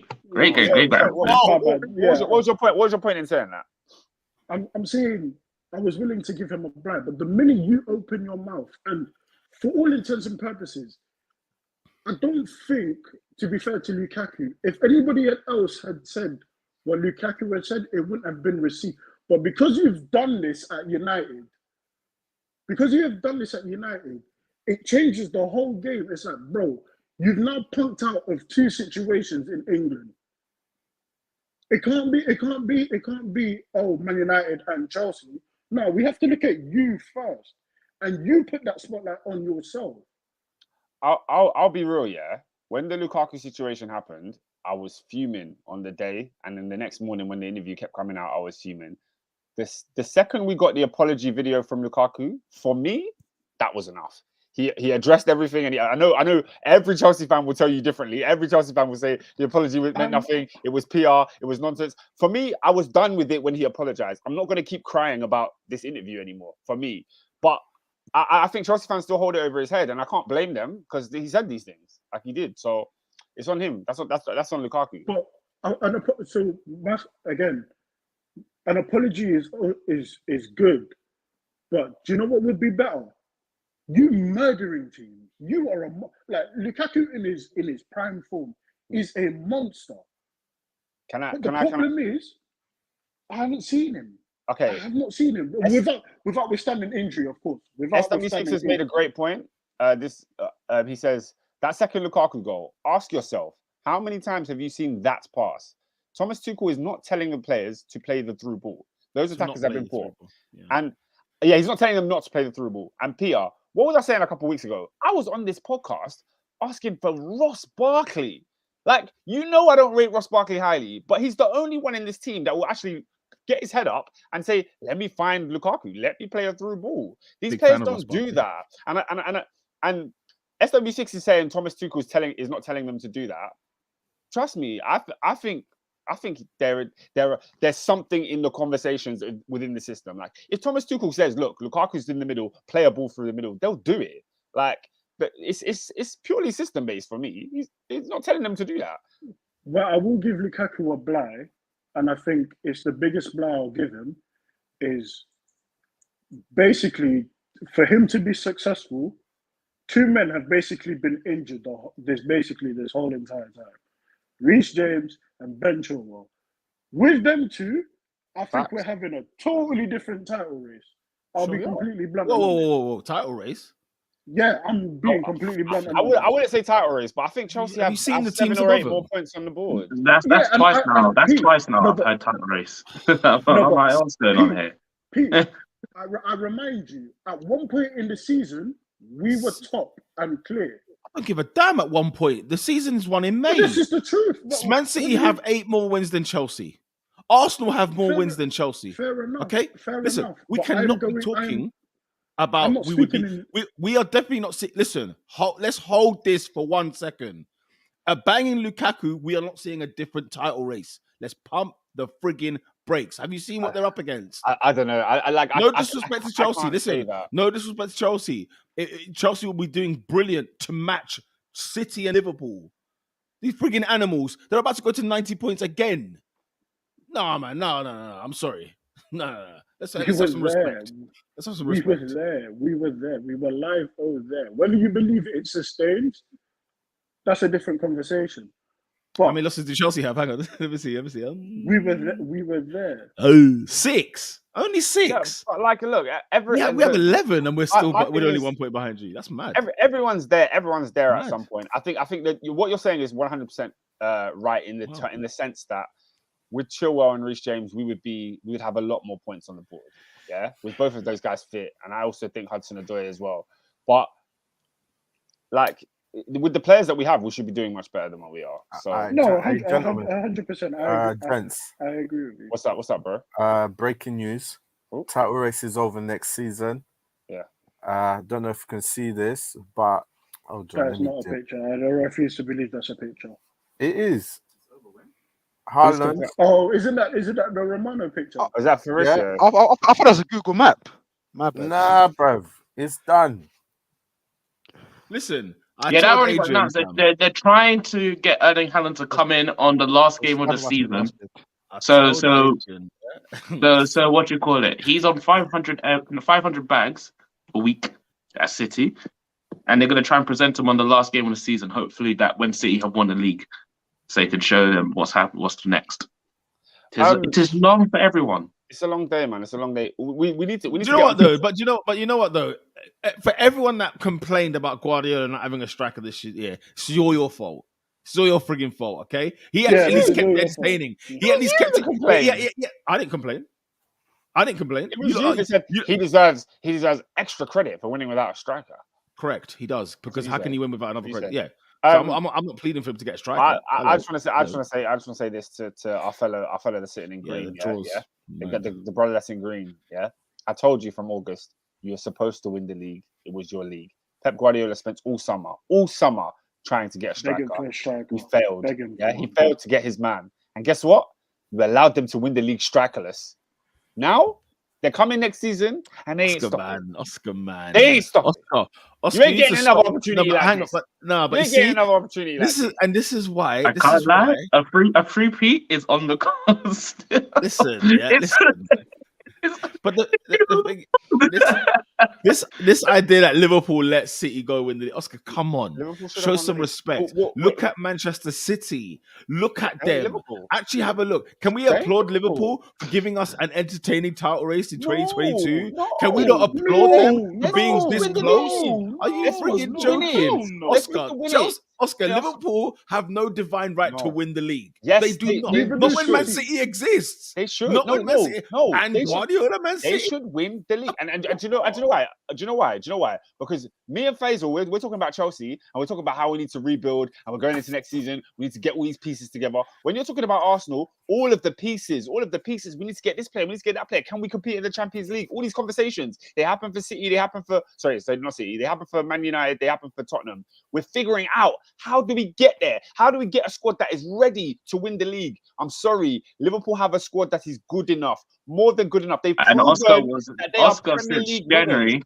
Oscar since January is saying that Liverpool were going to win the league. Yes, No, but- because they should have. And I told you They since should have- August No, it was wait, going to I be said City. since wait. I said since Look at October. them. Can I pause? Wait, you said Again, Oscar said, you said Oscar said it since January. No, I said it since August. I said it since flipping August. This Liverpool team should be winning the league. It's a travesty that they haven't. It's one of the biggest disgraces in the. God. This is the best Liverpool It's one of team. the biggest what? Yeah. It's one of the biggest disgraces. What? This is PR. This is the best Liverpool team you have ever seen in your life. And City have ways to get better, and they're going to get better and win again next year. Liverpool they're cannot also- have missed up this opportunity. Oscar, And they are missed it. no. Oscar, they are also I'm sorry. phenomenal. Manchester I'm City. sorry. What is going on? It's not like like what No. you know. What, do you know where, do you know where that Yeah. argument would fit? Do you know where that argument would fit best? Is Man United right now? How bad they're doing right now, right? So Yeah. everyone should capitalize. Manchester City haven't lost a step from last year. Yes, They are phenomenal. Bro, Oscar, wait. Hold it for a second. They have been unbelievable. Like, we cannot do this. Let's not make this We can't. about Liverpool losing the league We as can't. opposed to Manchester City being, hello, the big blue machine. Okay? Okay, Pete. Oh, You're my days. You're saying City have been unbelievable. You're saying City have been unbelievable. Like Liverpool weren't unbelievable in 18-19. Like Liverpool weren't unbelievable in 19-20. And like Liverpool were on their way to being unbelievable last season until they got a catalogue of injuries. Remember, I keep reminding you guys, Yes, Liverpool I were top agree. of the league in January before them injuries really kicked in and derailed their I hear season. that. So once those players come back, there's no injury crisis. You've added depth. You've brought in Diaz. Sorry, not Diaz. What's my man's name? Yeah, Luis Diaz. Jota. Oh, Luis Diaz. They brought in Diaz. You brought in Konate to bolster the back line. I'm sorry. Oscar, Go and you're- win the Oh, league. wait, Oscar, no, but Oscar, your microscope is way too much on Liverpool. What you haven't seen, if you take the binoculars off, Huh? and in front of you is this magnificent giant called Manchester City. I agree with you. Listen, by the way, what Liverpool have done this season, even now, phenomenal. Yeah. Phenomenal. There is no way it's a disgrace nor travesty. There's no way. Do you There's know no way. why? Wait, Oscar. There's no way. There's no way that this is even a bottle. They are up against Ayers Rock, for crying out loud. Okay, and they are compete. By the way, they've taken them to the wire. What is going on here? Guys, Hello. no, but, This is- okay. What am I hearing? No, Liverpool what's have no divine right. They have no divine They- right to win the league. They They don't. don't. But they should. They should. Like, okay, what's that is saying? Answer my rotted question. What makes us favourites over City? First of all, you're talking about how great City are. Liverpool entered this season. They knew the assignments. You knew who you had to Yep. be. You knew the beast in front of you. And guess what? You have I agree with beaten that beast before. So to stop, yeah, you've beaten that beast before. Multiple times. I don't know about. I'm talking about Premier League. So the 1 year they beat them to the title is what I mean. So they've Oscar, beaten that beast one before. title in 35 years. Okay, Yeah. that's fine. They've beat. Right. I get what you're saying, but they've beaten that. This is. I'm not talking about 30 years. This is not a 30-year thing. I'm This is saying the- like in the last this is 3 the or 4. 4 I'm saying like years. the last This is 4 the years. 4 years where Jurgen Klopp said, "I've got my team and I'm ready to go." Yeah. Those 4 years, they've beaten this Man City team before. And guys, Man City, like I said, they were all summer. They were begging for Harry Kane. That was Pep's piece that he wanted in that jigsaw. He said, "I want Harry Kane to complete this puzzle." I'm sorry, guys. The Liverpool puzzle is complete. In January, they said, "Let's get Diaz to add to that. Let's get Konate to add to that." Man City tried to get Grealish to add to their thing. Grealish wasn't completing the puzzle. He wasn't completing a puzzle. He was there to add to it. They So gave to you my a point, they gave you another season with no striker. Next to year my they're going to point. get Erling Haaland, and they're going to break 100 points next year. So how phenomenal, year- Oscar? This So year is Oscar, not that Oscar, City. Oscar, how phenomenal is Pep Guardiola then? He's amazing. He's the best manager in the Oh, world. he's amazing. He's And the I best manager in the world. said we need to give him more props for the fact that he has no striker and he's winning the league again. Yeah, okay. You There's can look a at it from reason I said that. you can look at it from that perspective. If we want to talk about Manchester City, I can sit here and wax lyrical about how great Pep has been. But we were talking about Liverpool, and I'm saying Liverpool themselves, bro. I just don't think you're giving Got Man 5 City the points for Leicester respect. and Brighton. One thing I'm noticing, you're not giving Man City the listen. We could go through Man City's drop points. You're not giving Man City the respect they deserve. I'm so How am I sorry. not? Because as much as you're saying Liverpool finish article, this is the best time they'll ever have to do this. Blah blah blah. Yeah. They're not up against a title challenger. They're up against the Rage and the Machines. A They're up machine against that they've the beaten. three out of 4 years champion, soon to be 4 out of 5 years champion. Oscar, City is a joke thing. It's a joke thing. And the fact that Liverpool are swinging with them, my God, Jurgen Klopp, hello. Go get a statue. Go get a statue outside. I'm sorry, guys. Anfield. You're not like okay. Ernest is saying here. Oscar, by the way, Oscar, one second. Before you, really title. Yeah, go on. So no, all I wanted to say is that what's it called? Klopp. Because you don't have a striker, it doesn't mean you can't win leagues. That's how great Man City are. Man City are great. They're great. They're phenomenal. They are unbelievable. Both things can be true, though. What? That Liverpool are bottling Both this? things are true. Are you freaking kidding me? Like bottling is a harsh word because it makes it sound like it was in there. Because I heard you guys saying it this season. I don't think it's harsh. I've never used the word bottle. Adrian has said that. It's ridiculous to call it bottle. We're talking about two people who we're swinging to the game 35. We're game 35. They're swinging. Pete, both things can be true. Imagine finishing 3 points behind Manchester City. Imagine finishing 3 points at the end of the season behind Manchester City. Hello. Yeah. Go buy some Moet for yourself. Go buy some Moet for yourself. City are unbelievable. Show some respect to Manchester City, for goodness sake. Show some damn respect because they are phenomenal. No, seriously, guys. Oscar, they're a beast. When Jose said finishing second behind Manchester City, I think it was 18 or whatever points it was, 19 points behind Manchester City. He says it's one of the greatest achievements in his football career. Right? Look, there's a reason he said that. Guys, I always take it back to the same example. Faisal, you remember this, yeah? Chelsea back in 2008. Back in 2008, we had one of the greatest Chelsea squads I've ever seen in my life. We were the best Chelsea outside of the 04-05 team. I think that's the best Chelsea I've ever seen. Yeah, that 08 team. Yeah, we lost the league to Manchester United. Yeah, Manchester United, bro. This is Fergie 3P. This is Champions League. They're amazing. But when you look at yourself, you have to understand that you are good enough to go and win this league, and you knew what it takes, and you have it within you. So you have to go and unlock that. Like, you have to go and do it. Like, you can't, bro, you don't ever, like, ask yourself, when have Arsenal had a team good enough to win the league and they didn't win it? 05. When have Chelsea had a team good enough to win the league and they didn't win it? 03, 05, 99, 2000. And what do you think about them?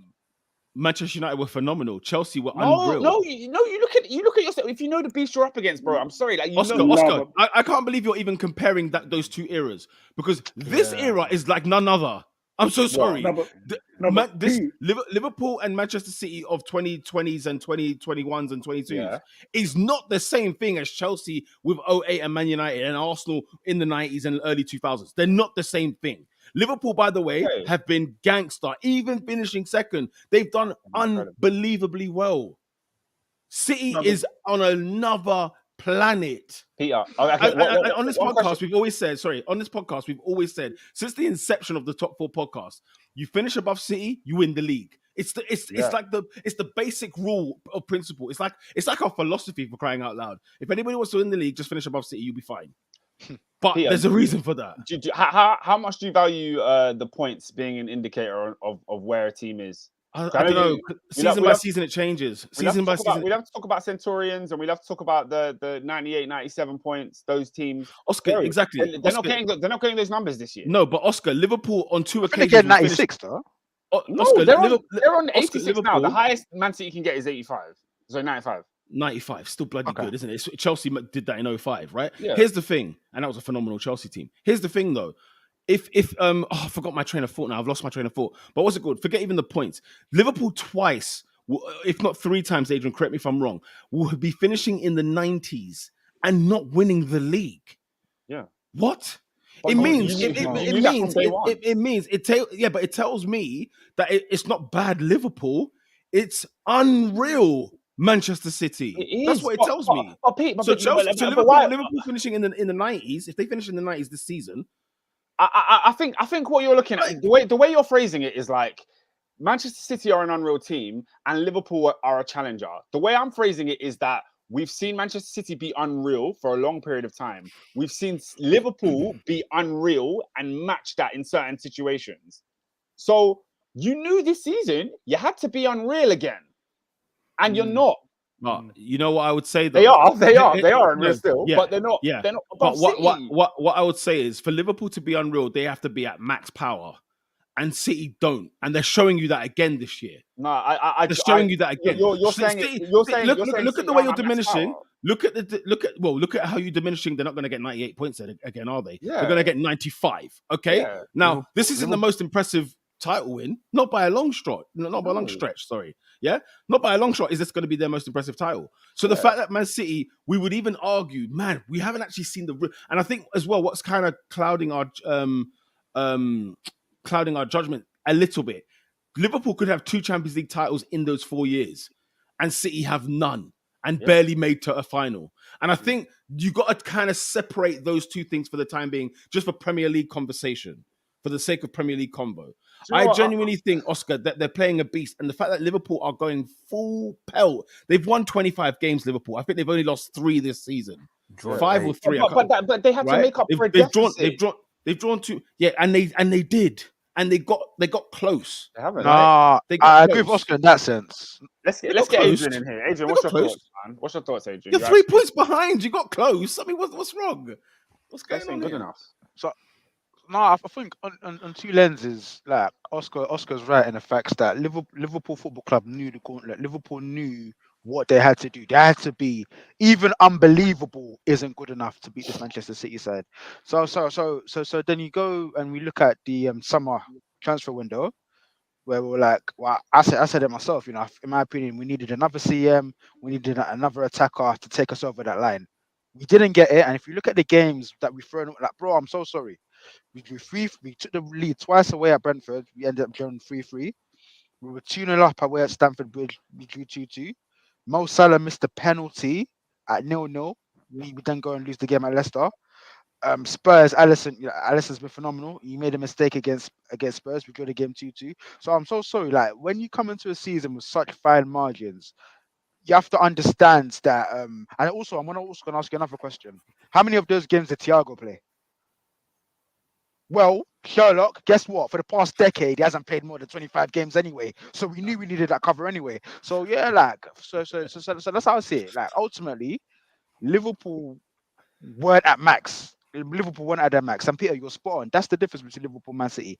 Man City can win the league at 97, 95%. Liverpool had to be 100%. And in my opinion, we didn't give ourselves the tools to be at 100%, bro. Do you know what's something? Do you know what? You know what? You make some great points there. But do you know what's so ridiculous? Liverpool can lose the league, right? We'll lose the league, and have only lost 2 games in the league. There was a year that you only lost 1 game, and you lost it. It's a joke, guys. It's a friggin' farce. This is the best part of football that I don't like. Because how can a team, Oscar, lose 2 games and not win the league? How can a team lose 1 game and not win the league? It's a friggin' farce. I hate Man City. Adrian, this is the moment in time where you should be hating football for what it truly is. Because it is better than friggin' it is so bent. It's unbelievable. Let me. Boss like Endo's comment, Oscar says they've lost 3 games in all comps this season. Yeah. It's a friggin' farce. But what? Okay. Let me read some comments because obviously everybody's talking. Big up the man in the comments. We love that. Gang them. Boss like Endo said we played every game available this season. Respect my team. Phenomenal. Didn't play Club World Cup. But Cole Deoli says we added 1 player. Why is the opinion so different now? What? He What's also that? said, What's the difference? What's that? What's the? I think Which he's team is talking he about supporting? Diaz, but for me, I'm talking about Konate as well being added because last season you struggled with those centre back injuries. You added a top centre back who slotted in perfectly. It's not like Konate came and struggled and didn't adapt to the league. He came in and he's been perfect cover for exactly what you needed. Yeah, to the point where Joe Gomez can't get a kick. Cole also says, you're acting like it's easy to beat a team that gets 95 points. I'm not saying it's easy. If this was Chelsea, like if this is Tuchel's Chelsea and he pushed us to this point to get close to City, I'd be where Peter is. I'd be exactly where Peter is. I'd be saying, look, he's done an amazing job. Leave it to it. The reason I'm putting this on Liverpool is because Liverpool went and won. They went and beat Manchester City. They went and done it with 98 points. They have shown us that they are that team. And they won the Champions League the year before. Like, they've shown us they're there. So also, go on. I just said to piggyback off of your point, like, and also Oscar, it's a good point that you're making. Like, in the years you guys have known me, I've been vehement. I've stood on my hill and I said that 97-point season was phenomenal. My people didn't bottle it. We scratched, we fought, we clawed, we tried to get over the line. We didn't because we wasn't good enough. And I can hold my hands up and accept it. But in my opinion, the reason why I'm a lot more scathing on this season is because we didn't give ourselves the opportunities to be as good as we could be, and it's killed us at the end of the day. Because in the games, in the eight draws that we've had or whatever, I can say 4 or 5 of them we should have been winning. And when the margins are so fine, where like if I'm being real, yeah, this Conte, this Spurs under Conte, in normal circumstances, a draw at home, because you don't win every single home game in the season. A draw at home to this Spurs side, you could live with it. But my problem is we've had too many results where, in the cold light of day, it's not good enough, bro. That's my issue. But why is that? Why is it that 18, energy? 19? Sorry, I was just saying, why is it that energy for Liverpool? Because you're right, yeah. There are draws in those 8 where you think, come on, right? But why can't we say the same thing about City? City have lost more games than Liverpool. City could turn around and say, well, hang on a minute. What? More points. No, I understand. They got more wins, right? But the yeah, thing is, why can't City turn around and be like, hang on, losing to Tottenham home and away? Tottenham with Nuno? Oh, hell no. You know what I'm saying? That's a good point, Peter. I I don't know if you remember. I made a point like maybe like a month or 2 back where I said, whoever doesn't win the league, that they will have to ask themselves why. So yeah, you're spot on in that sense. That's my opinion. I don't agree with that line per se. Whoever loses the league, they have to ask themselves why. Yeah, but at the end of the day, you're not. Nobody's perfect in football. You're not going to be perfect, right? And even when you're near perfect, somebody's still better than them. Okay, like Liverpool. This is not on Liverpool, in my opinion. It's just unfair what they're up against. It's unfair. Yeah. Like football is so bent. I get what you're saying. I get what you're saying, but like, in my opinion, Liverpool are good enough to have done better this season. And my main thing is in 30 years, how many times were they good enough? Bro, in like 27 of those years, they weren't good enough. So there's no shame in you not winning the league when you're not good enough. It doesn't, but yeah, but when you are good enough, you have to go for the jugular. And I'm sorry, Liverpool knew the assignment. You knew it. The assignment does not allow you to draw at home to Brighton. It doesn't. What's the highest points tally Liverpool can finish with? By the looks of things, right? What is it? 3 games left, 9 points. So what? About 90 points. Liverpool go and get 90 and lose the league. I think 92. Yeah. 92. Liverpool get 92 points and lose the league. Turn it in. They've got more than that before, Peter. I don't care, bruv. That's not the point. It's not the freaking point. They've got more than that. Second place is still second place, regardless of the points. My point is this. Just about to say second place is second place. They got Second place is still 97. second place. They got 97 and lost the league. My point is, can't you see how unfair this is? They are getting in the 90s and not winning the league. Yeah. They got flick. Here's the key, Peter. When they got 97 points and they lost the league, you came on the Top 4 podcast and said they lost the league because they didn't sign a striker. And if they had a striker, they would have been better. Okay, this year, if Liverpool lose the league, what will you say? What signing is taking them there? I'm saying when we were talking about Haaland, the first thing I said to Adrian, you better get Mbappe or go to bed. Go to bed until you wake up and buy somebody else. That's what I said. I said you should stay in your locker. Because the truth of the matter is this. If they go and get Haaland, no, I don't care who you are, Chelsea. I don't care who you are, Man United. Throw all the money in the world that you want. You are not catching Man City. But right in the league. You're not catching. sorry, Stu. I'm gonna get to your comment soon, bro. Sorry. But yeah, but my whole point around this is that, in my opinion, Liverpool are at the zenith. They're at the peak. Where are City then? So where's City then? I'm sorry. Haaland tomorrow. But this is my point. No, but this is my point. They are both at the zenith. They're both there. No, this is not the best City team we've ever seen, is it? Is this Oscar, we're in best City team we've ever seen? Oscar, we are in. No, when you're saying we're in the zenith of Liverpool, we're not saying one season alone. You're talking about the period of time. I'm right? saying I'm now, sorry, right today. Okay. Today, What? Liverpool are the best Liverpool they have ever been. Manchester City have been better than they are now, and I think they're going to be better next season. That's what I'm trying to give you here. And you see how unfair this is. It's the point I made earlier. What? Liverpool have to be 100%. But Peter, that's life, man. It's not a Peter party thing. But we're here critiquing Liverpool. Listen. Someone needs to smack you lot's heads in. Go hit the wall. Knock your head on the wall. But mate, if that's the case, Man City will win forever. No one will win. No. Yeah, because football is bent over than a friggin' never mind, yeah? It's like friggin' Katie Vick, okay? The thing is this, though. I'm saying that, listen, guys, I'm literally saying both football clubs are at the zenith, right? And literally Liverpool are clawing and scratching and clawing. We are not in the position to be critiquing Liverpool if they lose the league this year. Guys, smack yourselves in the face. What is this? Go get checked. I'm booking MRIs for all of you that have the nerve to critique Liverpool in losing this title race. We are doing MRI scans with Bupa. Okay, you might as well. This is a friggin' farce. You might as well book me in tomorrow. Oh, you're the first, mate. You left Arsenal for Chelsea. You're the first one in tomorrow morning.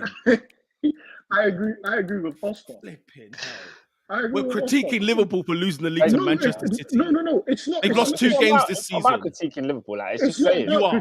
It's just what. It's just about. It is what it is, bro. You knew what it took to win the title this year, regardless of whether they got the striker or they didn't. You knew what it took. Okay, so what's the reason why Liverpool? Just so I'm clear, what's the reason why Liverpool haven't won the league this year? In your opinion? They've dropped points in silly games. 2-2 Brighton, 3-3 Brentford, 2-0 Chelsea, 2-2 Spurs. Adrian, not you. I wasn't saying that you. I'm hearing Liverpool lost the league this year because they dropped points. City were fantastic. I get that. City were fantastic, and Liverpool flopped the base. I'm getting off this frigging point. No, Peter. Flopped the base? How have they flopped the base? Flopped the base? Because you. Commenters. No. Let me finish. Let me land. Because these man were talking quadruple talk, blah, yeah, and they didn't realize that City were the team. Good enough. Because they said that City, but City. The media talk with what Liverpool are actually saying. Let's not do this. I think people don't forget what City are and that they are an oil machine. And then the fact that they are doing things without having a full team is absolutely phenomenal. So City are great. It's Ben. Let's call it what it is. It is Ben. Let's not lie, because the fact that they're going to pay a player £500 per week, that's not a player like Messi or Ronaldo, is amazing. But nonetheless, their team is just unbelievable, and they've got the best coach in the world. And people keep forgetting that City are still a thing. I agree with Peter in saying that it's unfair to say that Liverpool weren't good enough or they didn't try hard. They tried the bloody hardest. To be 3 points Man City, for any team, that's good. But it's Man City. During the lockdown, me and Peter, we sat and we watched, is it called All or Nothing? The Michael Jordan documentary. Is that what it's called? Last Dance. Last Dance. We sat and we watched that, yeah. And you learn about when you get to the elite level. I'm not talking Chelsea, Man United, and Arsenal this season. I'm talking about the teams that are at the peak, fighting on all fronts. Liverpool are about to play a Champions League final because they deserve to be there. Yeah, they're that level of team. So the margins when you get to the elite level, Peter, you listen to Jake Humphrey's podcast, yeah? The high performance podcast. You talk about high performance. It's a friggin' farcical podcast. Have you seen his guests? Have you seen his friggin' guests on there? But Peter, High but Peter, performance, Jake Humphrey. Peter, we are in a sport. Peter, we are in a sport where teams win leagues on goal difference. Where teams win European trophies on penalties. When Italy are European champions because one player pushed the penalty just a little bit too far wide. Do you know what I'm saying? These are the margins. And I'm saying when you understand the margins and you know and you've hit the heights before, you have to go again. I'm sorry. There's no. I agree. That's the target. However, if they missed the target, that's fact, bro. No.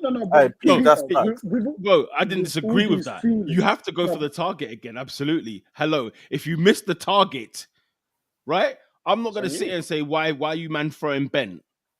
I'm not asking them questions. Look at the target they had to aim at. And you didn't hit the target. You did not hit the target. So it is what it is. They've done it before. Do it again. They've done it before. You have no excuse, bro. Oh, I'm sorry. Liverpool, yeah? Liverpool, just do it again. Go again and face Man City. Why are you talking about that? Unfortunately, Peter, that's also true. He could be true on both sides and say that, listen, City are a machine, but Liverpool have done it before. And unfortunately, that they have to do it again if they want to win the league. They just have to be that. Here's where we differ. Here's where we differ. Here's where differ. Bro, excuse me, Faisal. Hello, look at the points table. Go look at how many games they've lost. They have. This is the thing. No, wait there before you get started. Because I'm looking at a Liverpool side who've won 25 and 35, right? And have lost 2 in 35. What is going on here? It's not like I'm saying, you know what, Liverpool are like, they're 18 points away. My point is, it should have been 27. It should have been 27. You know what, Adrian, go to friggin' bed. You got too big for your boots. You privileged individual, okay? You just think it comes every single week. It doesn't come every single season, okay? Unless you are oil-rich, state-owned, okay? And Ben asked Chelsea. Ben over backwards more than ways than one. You can't be fighting for this league. It's tough, man. Can I read what's that? One second. You can. Wait, Oscar, you can. You're fighting up against an island, okay? You're fighting against a state full of money where Guardiola comes into a league and he buys 5 players and he gets rid of 5 and he buys 5 new ones. And he's buying 5 in the summer and they're getting better. Liverpool lost 2 games. Hold on, so Liverpool lost 2 games too many. 2 games too many. 2 games too many. Against the island. This is 2 games too many. This is the truth. Oh, shut up! It's the truth. It's the fact. The bar has been raised. The bar has been. Peter, come on. I get what you're saying. The City raised the bar. No, you don't. I heard you say 2 games too many. Let's move on. If you're playing Manchester City, are they Arsenal in 04? Are they Arsenal in 04? This is the bees. When are we becoming so soft? How is this solved? It's the best. No, because you're acting as though Manchester City are the giant and Liverpool, like it's David and Goliath here. Like, this isn't that's the way you're looking at it. And I'm looking at it like, no, David stood head to head with Goliath. Do you know what I mean? Like they have one title in 35 years. Why should they be considered Goliath and Goliath? Wait there. Why should they be considered? Why should they be considered Goliath and Goliath when they've got one title in 35 and City have got 3 and 4? Because in the last 4 years they went 1 point off them. Yeah, they figured out what they needed to do to get those extra points, and the next season they went and beat City. Tell me what City were on the next season. What were they on? Yeah, the season after that, they were top of the league in January, and they had a horrible injury crisis that stopped them from winning back-to-back leagues. They were on their way to back-to-back. They stopped them. But this year is proving that it may not have been back-to-back, which was what my argument was earlier this season when we brought this debate up about if City had all their players, if Liverpool had all their players to win the league, and I said not necessarily, and we're seeing it here. They got their players, they got a striker, and City are still winning. But no, bro, that's damn good. Peter, do you want to know the caveat though? Go on. Do you know the caveat? And again, I don't even like mentioning this point because again, we know what this guy is like. But Liverpool's records with Thiago, that's when Liverpool are at their best with Thiago and Alcantara in the side, imperious. So my question is, why are we starting games with James Milner and Jordan Henderson in midfield?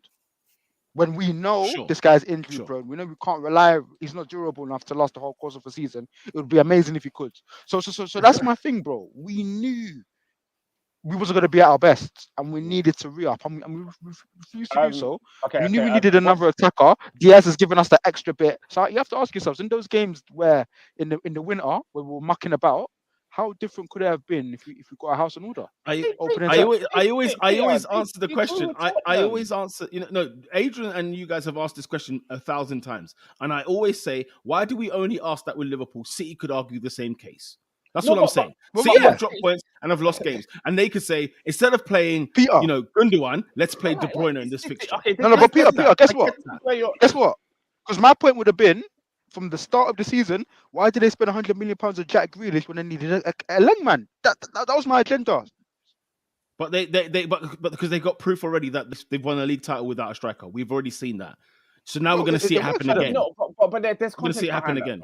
Sure, no, there is. There will be no context. There will be no context. It will prove my point that Guardiola is amazing and Man City are unbelievable. No one's disagreeing. What's like I said? Hey, imagine we haven't lost a game in 2022. We've won 13 of our last 15.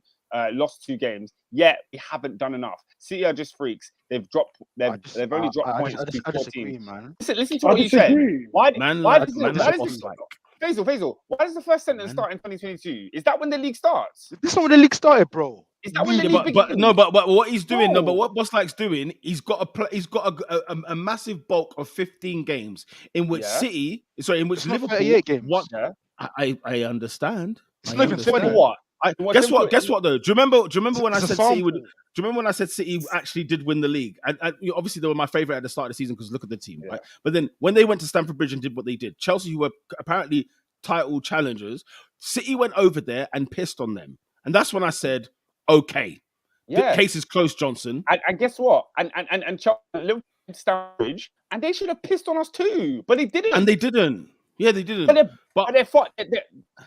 They're that team. They're that team. They've come to Stamford Bridge and won before. It's like work for them. It's like work for them. No, what is true? Let me adjust that. Yeah, go ahead, bro. Go ahead. Let me adjust that. Ernest, it's true, bro. They've won 3 league titles. Pete, what you're saying is not incorrect.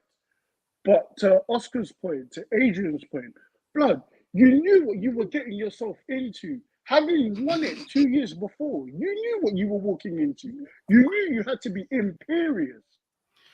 I'm asking you this question though. But I just lost 2 games in 2022. Faisal, wait there.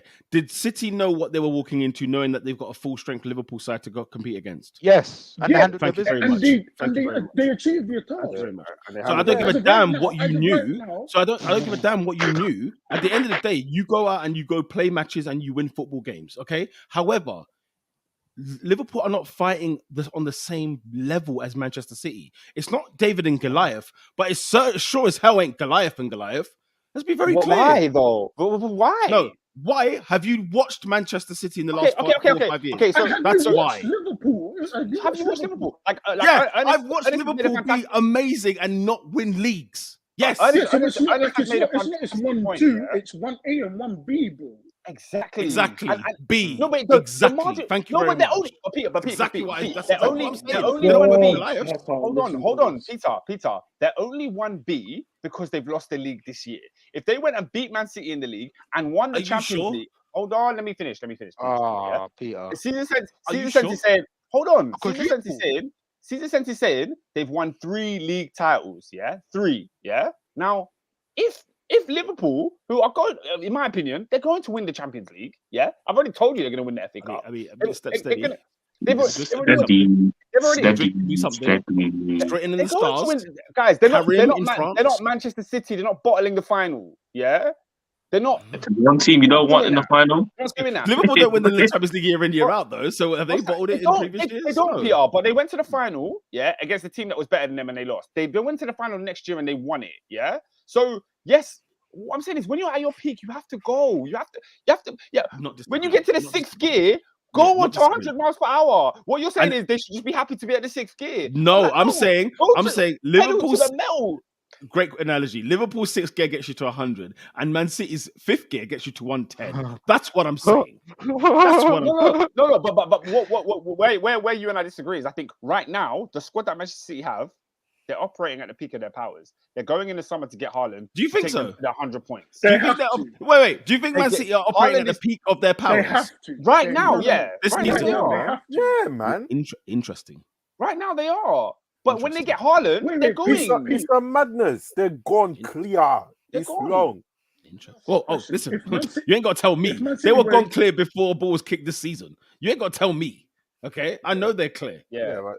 Right, so it's like stratosphere settings. Look, Caesar Sense is saying, look, they've won 3 league titles. Yeah, that's 3 in the last. That's 3. That's 3 in the last 3. But if I take that in that time, Klopp has won a league title and 2 Champions Leagues. Huh? Like he's got 1 Champions Do League. you? No, I'm saying he's got 1 if Champions League. if they are to go and win it, if they are to go and win it, yeah, I'm predicting the second one, and they should have won the league this year. Fair. We've gone around in circles. Everybody said that. Yeah, we have. Great debate, great football debate. But you guys need to be tested. You guys need to be take tested. the emotions out of it. Pete, Listen, if anything, day, bro. that's exactly what I'm doing. However- You're so funny. However, It's because I'm Pete. too cold. That's why we're having this debate. Pete, I'm Pete, too cold. With Pete, no emotion. while City have been amazing, they did have a howler this week. Against Madrid. They had a huge howler this week. No, but Because I said it. Do never ever count up Madrid in this game. Yeah. Football heritage. And I may have just Football overstepped the mark heritage. there when I said a few things about Liverpool, but yeah. Yeah, You're I right. was like, never. Yeah, If there's a very team that smart. knows what to do to win in the history of football, it is Real It's Real Madrid. Madrid. It is Real Madrid. Don Carlo. Do you want to He's hear won my the league already. That's why people will say, "No, Liverpool's got the Champions League." I said, Madrid have won the league. They've got nothing to play for. They are looking at that final and they're saying, "Listen, Apola 14." They are saying number 14 is coming, and I can see it happening. Don't get me wrong; it'll be a great final. But do you know just what it is? do not underestimate Real Madrid, Robin, regardless Robin, of their players.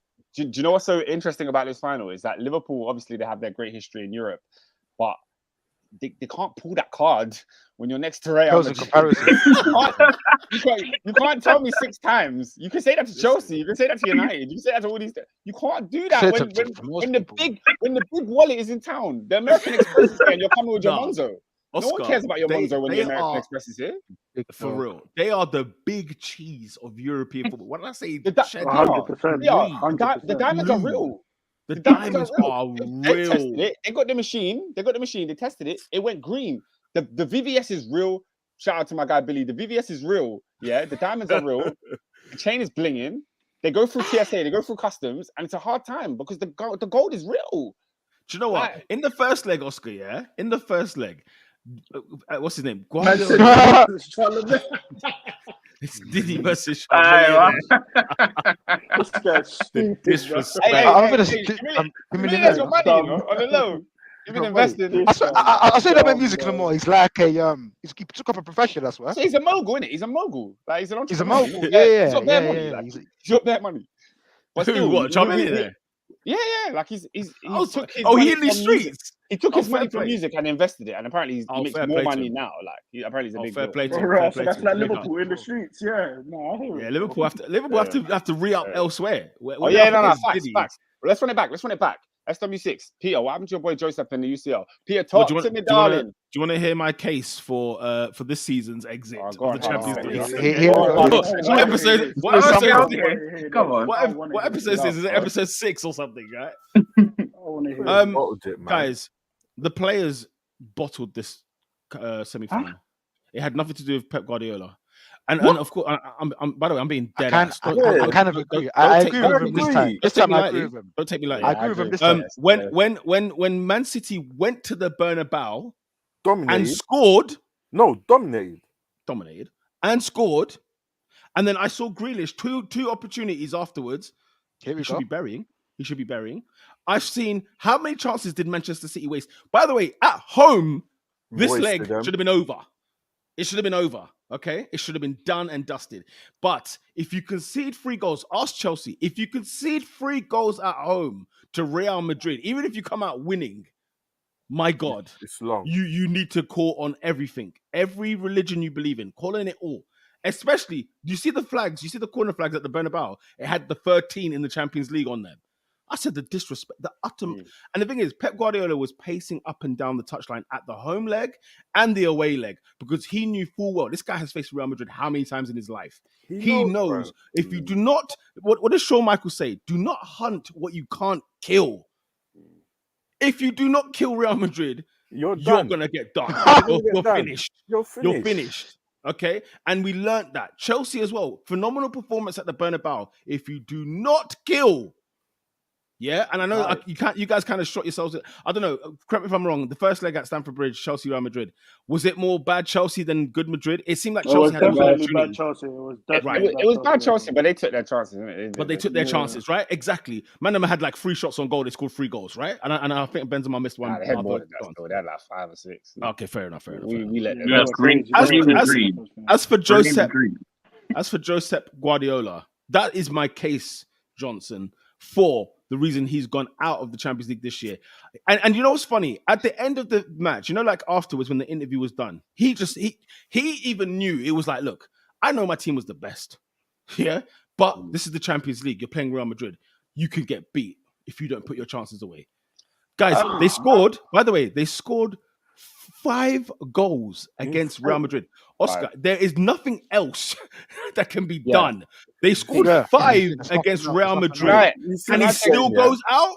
There is my case. You see this game, yeah? This one's down to the players. Honestly, once that first goal goes in, everyone just lock off the thing. This is where the players. I know Guardiola is not that type of manager. Honestly, this is on the man, them, bruv. I know De Bruyne was poor, fam. They've got one. Do not concede another one. Just lock it off, bruv. Madrid can smell blood. Once they get that one goal, it's long. And in fairness to SW6, who concedes 6 goals in a tie? Okay, that's you. We have to raise some eyebrows. Yeah, we do. Yeah. However, like we said about Man City, like I said that about Man City and the Liverpool argument and debate. Real Madrid, when they smell blood, somebody's just mentioned it. When they are vampires in this thing. They come and they eat. I tell you this right now, Oscar. You think the Champions League is done? I tell you now, Adrian knows this full well. He knows this in his heart of hearts. If Liverpool blade in this match and give a little drip of that blood, it's over. I can't lie. Over. I was excited and I was talking a lot. Yeah, I'm not as confident in Liverpool winning the Champions League. Oscar. I'm not that. This is how bent football is. We've got players in Real Madrid who are over 35. Okay, at least like maybe half the squad is over 35, and they're gonna go against Liverpool, who are unreal. All on peds. But first of all, the PEDs that Madrid are taking. Let me tell you something. There's something else going on in them substances. Oscar, PSG, Chelsea, and Man City they've eliminated. But look, Pete, okay, to agree with your point, which is rare because we don't. Football heritage. We always agree. What are you talking about? We always agree. I have to agree with you on the Pep Guardiola point. I think when Chelsea went to the Bernabeu, the one thing I said was for 80 minutes we were flawless and we did what we had to do. For Pep Guardiola, it was 90 minutes. They went there, they stunk the game out as much as you could. They scored their goal. Real Madrid did not have a shot on target until the 90th minute. If that's a performance at the Bernabeu that you would love to replicate, that was it. They did everything they needed to do, stifled the game, yeah?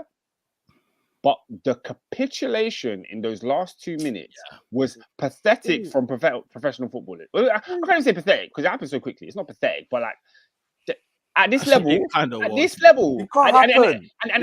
That's what I'm saying about the Liverpool thing. And when you get to this level, when you get to this height, it's margins. It's Jack Grealish not closing down your man. It's Cancelo not watching the runner. It's not clearing the ball properly, not running the ball into this corner. Tiny things. And do you know what? My favorite quote The basics of football. The basics. The basics. What the basics? Yeah. Mm, And they got dumped out. It's on the players for me. It's not on Pep. 1,000%. You know, people would argue about De Bruyne coming off and whatever else, right? All right, cool, innit? Yeah, fine. They still didn't have a shot on target, bro. They hadn't had a shot on target. Zero. And David, this is where I become the contrarian, Rodrigo scoring headers in the penalty area. Rodrigo, what the hell? Turn it in. That's for Diaz and that penalty. It's like a ball in a freaking China shop, bro. And the thing that penalty was naughty. So sorry for being That penalty was so naughty. And also, it's got good comparisons with this Man City Liverpool debate. That brown envelope was passed. Do you think Real Madrid was going out of the Champions League at the Bernabeu to a Catalan Josep Guardiola? You've got to be kidding me. A bag was passed. A bag was passed. I feel so sorry of being a contrarian. I can't. My head's. Bro, Let's hear this. That's what Let's tough hear was. I feel like the points that you guys have made are spot on, but there's one caveat. So Pep had the whole of PSG's and Chelsea's games to actually really look at Real Madrid and go, all right, cool. And if there's anybody that was going to break down Real Madrid, that bold-headed Catalan would have done it. You know what I'm saying? So I'm saying, cool. Mahrez scores, and I'm like, all right, cool. If this is Pep, how I know Pep, this game should be locked off. Cool. The 2 goals happen, whatever. He now has, if I'm not mistaken, extra time, half time is like what, 10 minutes? You have 10 minutes. 10 minutes. Just remind your players, bro. Remind them. Go back to home. Go back to home. I don't know what he was saying. Because clearly it didn't work. Because Ruben Diaz turned into Granit Xhaka on past yesteryear. Faisal, listen, bro. You've conceded. Like the Champions League final is right there. 6 minutes, bro. You've conceded 2 in the space. Momentum is gone, bruv. Like there's nothing you can do. PSG have tried, they failed. Chelsea. They tried, they failed. It's just long, bro. Obviously, do you know how many man booked tickets to Paris within those 6 minutes? It is long. It's so long. Yeah. I'm not saying it's 100% players, or I'm not saying it's 100% Pep. I'm not on that case. I think it's more 60-40 players versus Pep. I think Pep has to take, come on, you can't have extra time, the beginning of extra time, and then half time and extra time, and the team still doesn't look as threatening as it once did. That can't happen, bro. Again, Raheem Sterling was, if I'm not mistaken, Raheem Sterling was the last sub to jump on the pitch. That's nuts. By That's then crazy, it's gone, man. By then it's gone. The penalty's been given away. It's just long. Once you've gone I'll be behind, real. When Madrid equalised, when they scored their second goal, it was over. It was over. He had nothing to come back. Oh no, it was over. It was over. It was well over. If there is a common theme I do see in the City side over the Pep Guardiola tenure in terms of Champions League, they just don't have the belief, man. They just don't. They've not got it in them.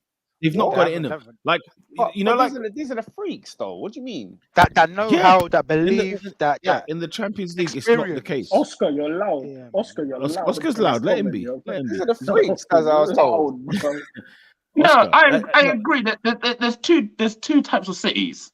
Like there's a city in England where they just beat everyone and everyone, but city in Europe.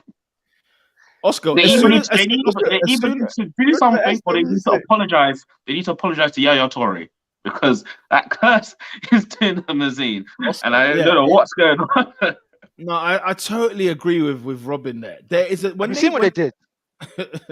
And that's the thing. Here's the thing. I always say this. When the wind blows the other way, City just seem to fold in Europe. However, when they come back to England on soil, on natural ground that they know, tornado, and they meet anyone. Listen, forget Newcastle. It could have been anyone. You were eating 5. 100%. I said as soon as they lost, it was curtains for Newcastle. You are eating 5. We can hear you now, David. You are my eating. bad. Any of you was going to eat 5. I don't care who. Manchester United, Chelsea, Arsenal. We're eating 5 at the Etihad this weekend. So they're No the big hype. bad bullies that can't go abroad. They can Right. go abroad, but then when the wind blows the other way, When they it comes can't the other recover. way, they can't take They a can't smack in the recover. face. They can't They recover. can't take a smack in the face. They can't So recover. basically, they're Anthony Joshua. Oh, right. It Let's wrap Hey, this. keep it moving. Hey, What else that is was, left? What that else is was a left? stray. I can't lie. Hard straight. Listen, guys, it's 10:30. It's 10:30. Save that stray for Manchester United, please, because they lost 4-0. Oh, wait, are we Do I need even? to- Are we why, even why, talking about that why, team? why Talk talk about about them. them? Nah, man, them. We don't Ralph need to talk Rangnick, about that yeah, garbage club. is on. Ralph Rangnick is on, fam. What, Oh, bro? You conceded we have to with talk. CR7 on the pitch, bro. You know, Four. Brighton have scored half of their goals this season in this game. I swear to you. Yeah. Then we have to talk about this. We got to talk about this. I What? can't be asked, What is there to talk about? Okay, let me just like there was a moment where a couple of weeks ago on the pod, yeah, when somebody said, the all or nothing thing shouldn't have been on Arsenal, it should have been on another club. And then Robin suggested it should have been on Manchester United. And I was so against it because I'm just thinking every single thing that's happened at Manchester United this season, we've seen it before. It is a repeat, a recess, a Netflix rewatch. We've seen Pogba contract negotiation talks. We've seen them sign players and the players don't turn up. We've seen them get battered in games like this. We've seen all Harry Maguire's. We've seen it all before. Like, I'm sick and tired of Manchester United. Did you guys watch that video that I put into the group chat? I put a video in the group chat, and it was I can't remember who was talking, but it was some guy just basically Craig saying, Burley. Craig Burley. Craig Burley. They were asking Craig Burley to talk about the Man United game. I can't remember which game it was. It was another game that they lost. And he was just like, why am I asked to talk about Manchester United? There's nothing to talk about. They don't care. Them as a club don't deserve our minutes. They don't deserve our time. They've given us nothing this year. Absolutely nothing. They've been pathetic. Yeah. And to the point where it's not even entertaining anymore. Guys. I said weeks ago, give me the kids. I said, these man do not care. They're not worth the time. I was berated. I said, why? Why am I berated? These man do not care. I've said it time and time again, and people were like, no, let's not put the kids in this situation. It's dire straits, take it to the back. No, these men are not worth our time. It's as simple as that. But the thing is, guys, any football show that you enjoy, any podcast that you listen to, anything this week, you go and listen to them. Yeah? Manchester United will not be the top story. No, they lost 4-0 to Brighton, and Manchester United is not the top story. Why? Because we've seen it all before. This garbage team, have just served up nothing in this season. Nothing. Only Cristiano Ronaldo is the saving grace of that season. Bro, throw them in the bin. Throw them all in the bin. Man United are that hot girl. Farce. They're a frigging farce. Man United are that hot girl, and you just realise. You as you walk up to her, you're like, "Rah, she might be smoking shisha." Then you realise it's a cigarette, and you just turn around. It's not. What's the point? There's no point. What's the point, man? Them, Brighton, yeah. Nah, man, I can't deal. Brighton, Peter, you can't ask me to dissect it. I'm not dissecting it. No, I'm not. I'm not. There's no point. Garbage. The garbage. I'd rather write a 2,000-word essay on something else than talk about the garbage, Peter. I don't want to talk about them. I said it already. Every single player needs to be sold. I'm not tuned in. I didn't watch the game, and when I saw it was 4-0, I just tweeted, "Oh, it's 4." And I lost. Do you see why this is dead? Do you see why Ten Hag is not the guy? Do you see? Because look at this. Look at this, blood. I thought when Oli left, everyone needs to be sold. What did you say, Oscar? I thought when Oli left, it was something new. I said, Ralph, this is something new. We ain't seen this Oscar, before. I done told you this guy was a bum. Bro. It was do you know where they got him from? Do you remember what club they got him from? First of all, does anyone know? I'm not saying he would be good. I'm saying it would be something new. He's a bum. Manchester United have been the same, and I'm bored of this show. All he's doing, all that's going on is they're just leaking. It's just leaks all over the place, bro. Because now my man is throwing And him we're not under even the talking bus, about bro. OT, bro. And This and man I is and throwing him I, under and I, the Peter, and I bus, said bro. I cannot wait to see every single player leave. 'Cause that's what's happening. Well, we'll see, innit? We'll see. Your best, I said one of your every best single ones is player leaving. has to It's leave. I said ridiculous. Ralph is Gluteus Maximus Supreme. Robin, Boss Mackinder is asking you what's the last game you've watched. The last game we watched was the Everton one when I declared I'm not watching any more What I Manchester mean? United Look at him games. giving Yeah, do you Everton see- boys. Peter, do you see what I mean? Do you see I what I declared mean? it on the pod. I said I'm not Do you know watching what- any do more you know what's games so this funny? season. Do you know what's so see what I funny? mean? They Oscar, lost do you know what's to so Everton, funny? bro. Oscar, do you know what's so funny? They said, look, Man United, get your games out of the way. They've already hit 37 games already this season. They've done Yeah, it's not 37. profitable, bro. That man just say, look, just get them out of the way. Let's just get them done. That's how they feel about Keep them Manchester at United right Bournemouth now. when they were going down, bro. Just hurry up and get your games out the way, Just man. go. Like I'm Let's go, all bro. for banter and like getting at rival teams. But when Manchester United lost to Brighton, I said, who am I bantering? Should I even come here and cuss Abdi? Why? The team is crap. Guys The already team is suffering, bro. crap. They are bums. but Oscar, a team that can't score, their man scored 4 blood. Like Ronaldo was laughing at this on the halfway line. He just started laughing. They're finishing behind Tottenham. Maybe West Ham. You sacked your manager. Get out of This is it. what I'm saying. Ralph has baited out all the badness in his club. We will thank him in a few. Will we? Will we? I mean, Well, is he even? what's- What kind what's of Ralph consultant is baited this? out? Time- You time- know, time fucking will tell, Carlo man. Ancelotti, what type of plate is No, this, but bro? deep this. What kind of a consultant is this? Because if you think about it, if I come to your company, yeah, and I'm a consultant, I'm auditing man. everything that's going on, and I just start throwing you out in the media. That company has to say, "Hang on a minute, mate, you're throwing us right through this This mud." guy's whistleblowing. That's a Kevin Samuels, you know? In front of all of us, man. Image consultant. Whistleblowing, man. This guy literally has come Right. in, he's audited everything, and he just says, yo, these men are dead blood. They are ass. They do not run. They do not walk. They've got, what did he say on his press conference the other day? What did he actually say post-match? Because do you remember when I said this? Remember when I said that when they recruited Ten Hag, I said, watch, Ralph has been keeping the lid on this, and it's barely been kept on. That he's gonna explode. He's gonna No, it's explode. probably The guy has worse gone than what- in. I need It's to see what probably he's worse saying. than Do what Of course people he think. is. He's on a fixed term contract. you know what I Of course freaking he hate is. as well? But what I FTC. hate- Yeah. You know what I hate though? That's what I said. He gets paid pro rata. You think his heart's in it? Get lost, Don't worry, bro. next season will be better. I don't want to Hey, hear but it. salary. I don't want to hear it. This season has been our worst season. It happens. Eric, I don't want to hear that right now. I don't Hey, want what to. type of faithful blunt is this brother on, man? He What- said, what do you mean? also, I want to apologize to Oscar for thinking this garbage team could finish above Chelsea, who are also dead.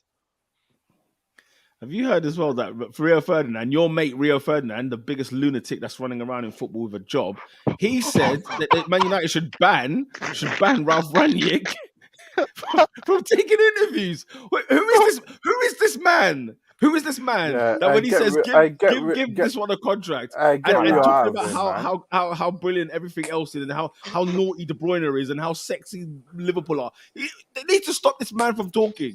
He needs to shut his mouth. Now he's saying they should ban Ralph Rangnick, the manager, from doing interviews. Guys, go and get Rio and put him away. Freaking hide him. Did you My guys see? God. You know when they announced Eric Ten Hag? Rio's the Did you man. Did you see Rio's 6-point plan? Why have they given him this time? Who is giving him And this that was time? on his YouTube channel. That was on his YouTube channel. Bro, it was on BT Sport. It was on BT I Sport. saw it on his as well. YouTube channel. It was Was it pre- BT Sport? Oscar, He probably- Oscar, he it was probably did that pre-match. too, It was but it was on pre-match BT against Sport. Arsenal. It was pre-match Yeah. against Arsenal United. Listen, the guy has got far too much Had a stroke in the 6-point media. plan, and the plan was just like it was like Get better. bleed the young Improve. players in, build a culture, Ethic, get better, culture, all right, work all right, hard. Rio, man. All right, Rio, turn it in. This isn't All right. football manager. But yeah, This isn't football friggin' listen, manager. I'm You're looking friggin'- forward to the youth on Wednesday. It's going to be a big game, FA Cup final, a trophy. I kid you not, I think this is a possible first trophy lift at Old Trafford since 2013. That is Fucking that is hell. What was Yeah, your no. what was your points? What was your thoughts on when he just exposed the transfer window? He changed the transfer window. Did you hear him? Man Yeah, said, I I told the board, I need a striker. There is this one. There is this one. There is that one. And then they said, no, Oh, we're give not me gonna Luis go for him. Diaz. What's he doing about Yeah, Anfield? I wanted Luis Diaz. I wanted Abdi- Vlahovic before he Abdi went. said, And so then I'm- what you I call didn't it? even mention I Greenwood saw by it. name. I saw it, and I said, yes, incompetence. It is incompetence. But the people that said no, have now been let go. So I don't know what's going to be replaced with.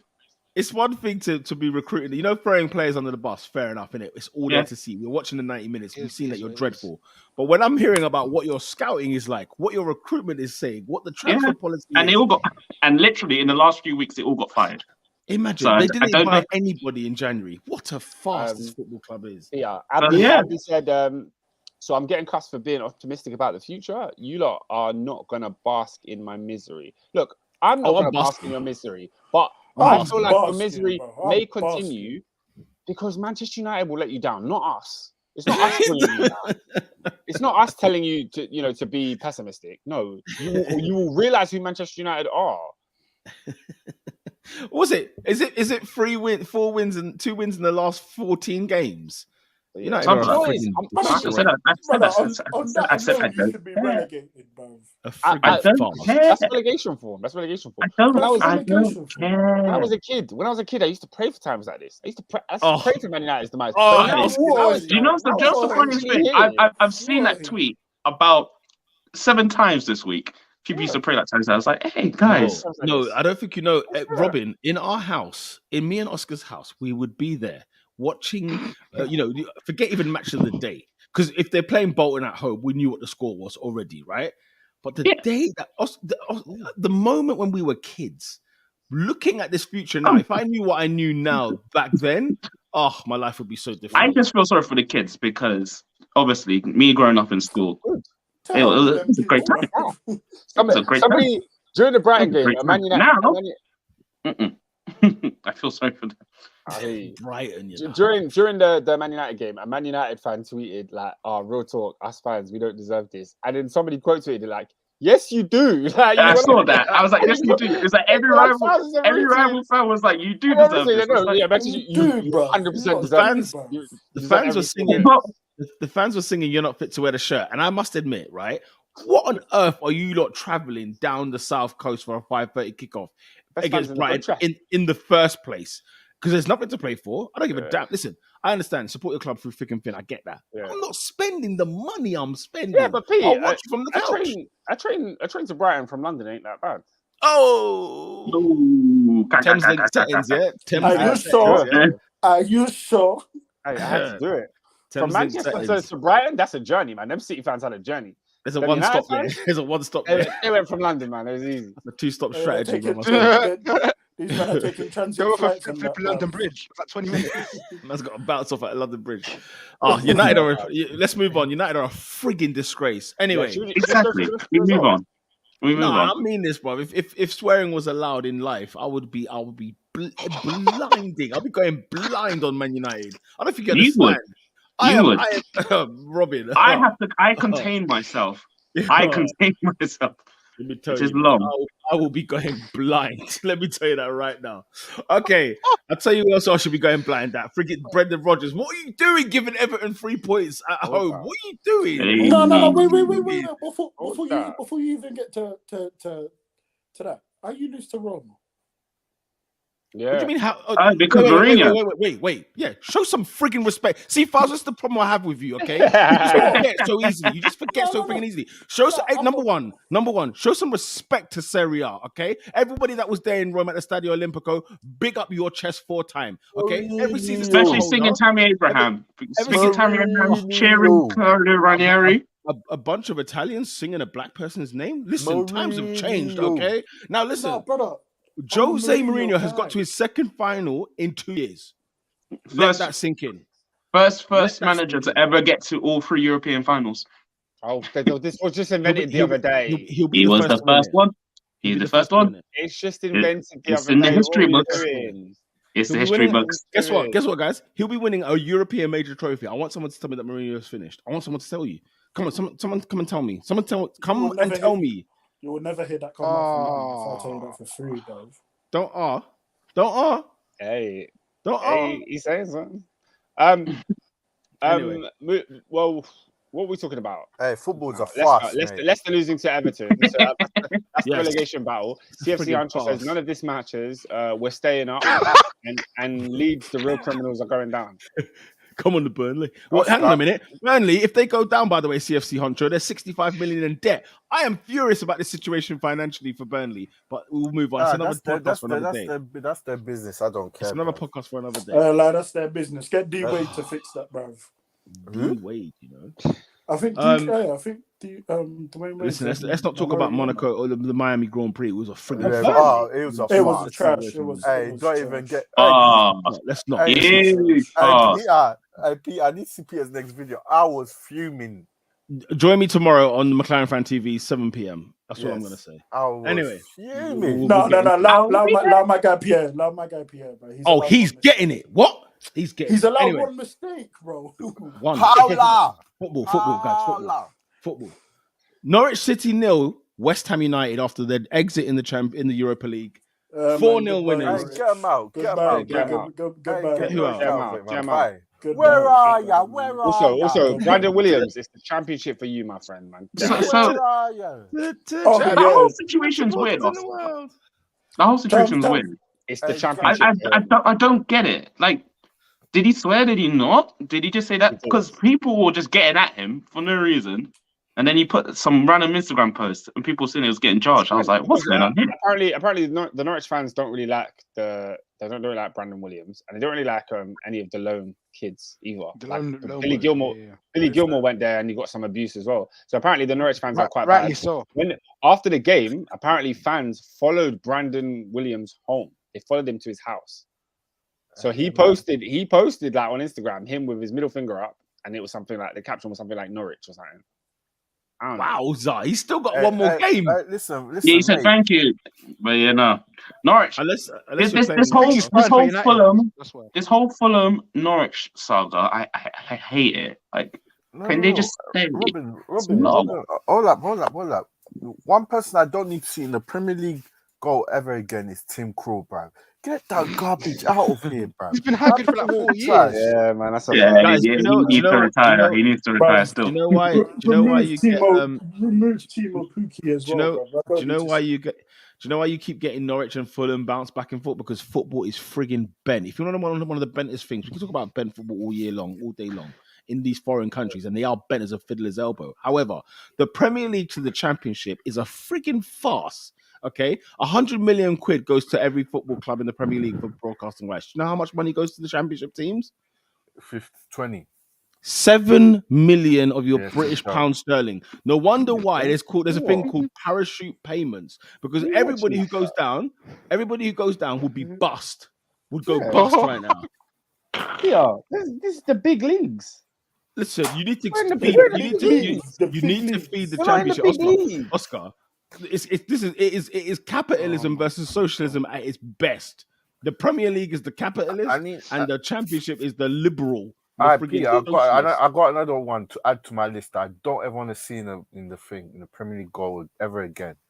Hey, what's his name? Ben Foster, please go and be. Oh wait, the goalkeeper's podcast. Oh no, get him out. Get him out. By the way, I'm not liking that you're attacking goalkeepers, okay? You need to leave them the frig alone, okay? I ain't hearing you.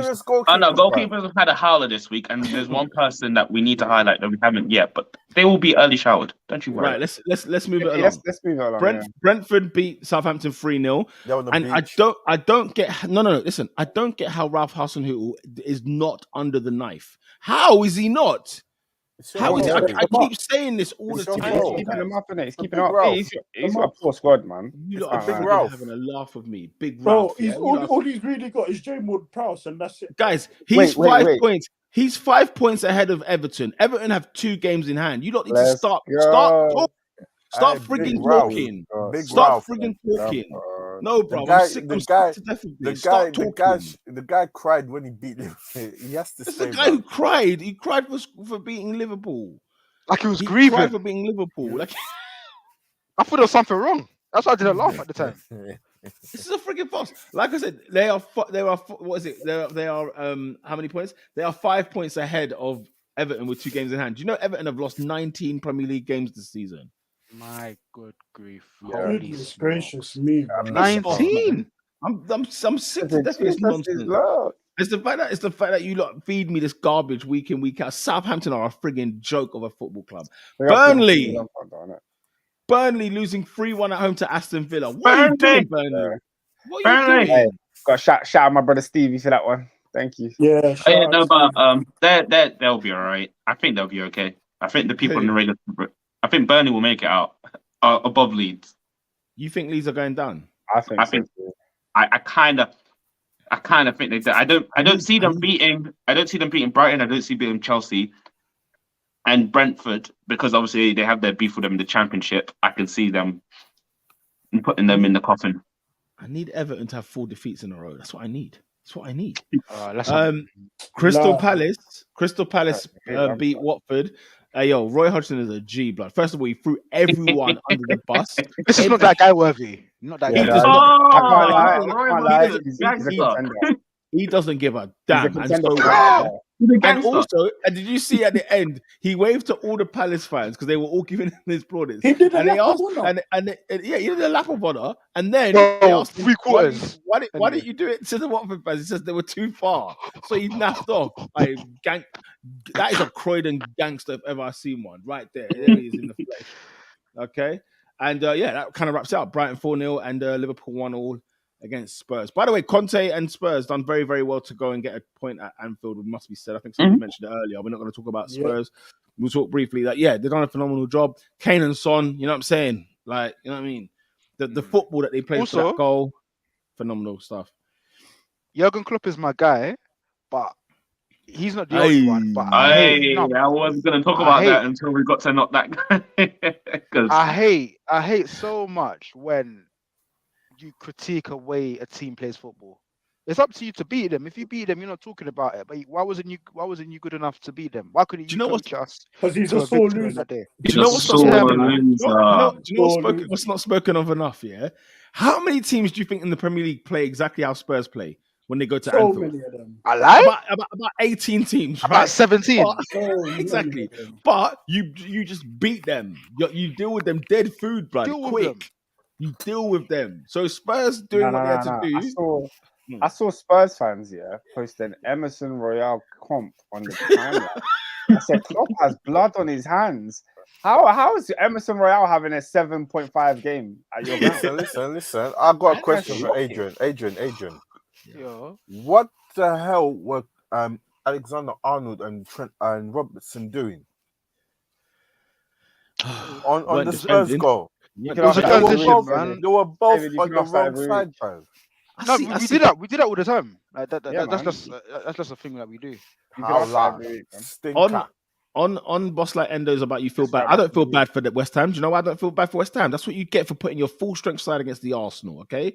Because you got battered when you got out to Frankfurt. And Cresswell, you saw it coming. It was coming for you, bro. Yeah, Cresswell didn't. You remember we were talking about Frankfurt fans, but them man ran onto the pitch with the fire in their hands. Them men are mental. Oscar, you see the video of the guy running that Tifo? That Tifo was sick. I have a complaint. Not a complaint. I have a question for UEFA. Why is the Europa League final next week, but the Europa Conference and Champions League is at the end of the month? What is that? Because Jose Mourinho is. Have you seen everyone is bum-licking Jose right now as well? Why is the conference before the Europa League? So why is it after? Why is it after? The Europa League final was next week. That's crazy. Does it matter? Oh, it matters. It matters. Because it's weird. You can't have the middle one. It's a bit of a farce. They're all European. Like, what are you telling me? Innit? Which one's more prestige? You think the later the better? Is that what you think? Oh, fair enough. Yeah, of course, man. And the Champions League is the last game of the season for a reason. Because it's the big thing. Is the Conference League not the last day? What is the Conference League after the Champions League final? No, it's the second last game. So all the games end. Then it's the conference. Not even Europa, conference. Yeah, then it's Champions League. Joyce, it's that Jose Paul, bro. I'm telling you, bro. Man said, listen, move that final. When I get those Tammy Abraham trophy pictures, Hey, Tammy, shout out Tammy. You flying out to Albania? Oh, nah, Allow that, cuz. no. Unless Good Roma luck give me a with free that, ticket, boy. Unless Roma give me a free ticket. Big up to Roma, giving all their season ticket Yeah, for holders free free. tickets I was like, for sick. free for the Europa Conference final. They are going to set a blaze against Feyenoord, my Ah, favorite Dutch team. can you imagine that happening in England? Never, Hell never. no. Never. They What do love you mean, their bro? Premier. They'll make you go to Baku with no direct flight. What are you talking You about? know what We I'm don't. saying? We don't even get tickets over here apparently. But hey, ho, we move. Hey, Adrian, you got a ticket for the final? Boy, Hey, does just your jump on club even have a Eurostar. ticket? Does your Just club jump even on have a No, ticket Eurostar. for You'll the get final? one. not Champions League, man. FA Cup, man. No. AD could easily get tickets. He don't want to. He just wants to watch from the No, from the it's block. true. Okay, He can I wants be to watch honest the with game you? from You're the right. block. You're right. He wants to If watch it it from the was life or block. death, I'd have inquired properly. You're right. Uh, No, it's true. No, He bro, doesn't give in a life, yeah, damn. if you want it, you'll get it. Hey, you see them words Mm. there have Want it, never you'll been get it. truer in my life. They've never been truer. If you want it, you'll get it. Right. Gospel That, speaking, fam. right. Goal of the week. Oh, blimey. what's his name? Everton. The Ukraine guy. What's his Oh, name? good goal. Everton. I haven't seen that, you know. I don't remember Everton's No, goal. the guy scored a banger still. What's the name? What? Get his name. I Let know me who get you're his talking name. about, but it's the Ukrainian guy. I'm gonna say the Mikolenko. one. I'm gonna say the one that's fresh. Yeah, Mikolenko. Mikolenko. He scored a dirty Yeah, goal, bro. good goal. Very good goal. I'm gonna say Trincao. Yeah, Trincao scored a banger still. Banger. Trincao. Absolute banger. Was, I like Trincal's goal. annoyed. Where's he been all year? You know what I'm saying? He's learning his feet, AD. Learning his feet. He's Do you know getting what it there. is, yeah? Do you know what it is? I think he's been all right this year. He's been one of Wolves' better players. But I think Wolves haven't got the best of their forwards this year. Like Fabio Silva, Hwang. I know we know Jimenez the situation. Hwang was killing it beginning of the season. Now I don't really see it from him too tough. Neto's coming back into the team now. Oh, But yeah, it's been a bit medium for Bruno. I'm happy to give it to Trincao still. Taha says that Lampard great escape's coming. Yes, it is. I haven't seen Mikolenko's goal, so I can't comment. Yeah, I can't really comment on that. Right, it was a bad one, bro. It was a good one. It was bad or good? The technique, bro, was a madness. It was good. I concur with David. Right, cool. Pete, where we going? Player of the week. Player of the week. Raheem Sterling. Grealish, man. You man be giving him stick, bro.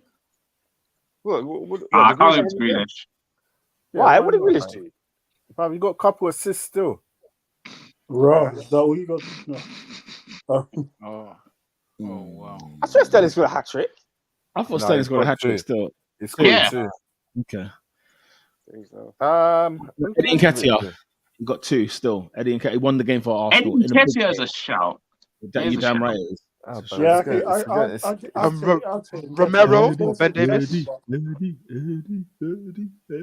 I'm gonna say Eddie. I was gonna give it to Lukaku, but I'll say Eddie. Hey, hold on. Jared Bowen, Ben Rama. I don't think I saw West Ham's game. I can't give it to any West Ham players because they were Norwich. playing Norwich, bro. Norwich. I relegated Norwich as cap, I'm afraid. Like relegation in Norwich is a dead thing, cuz.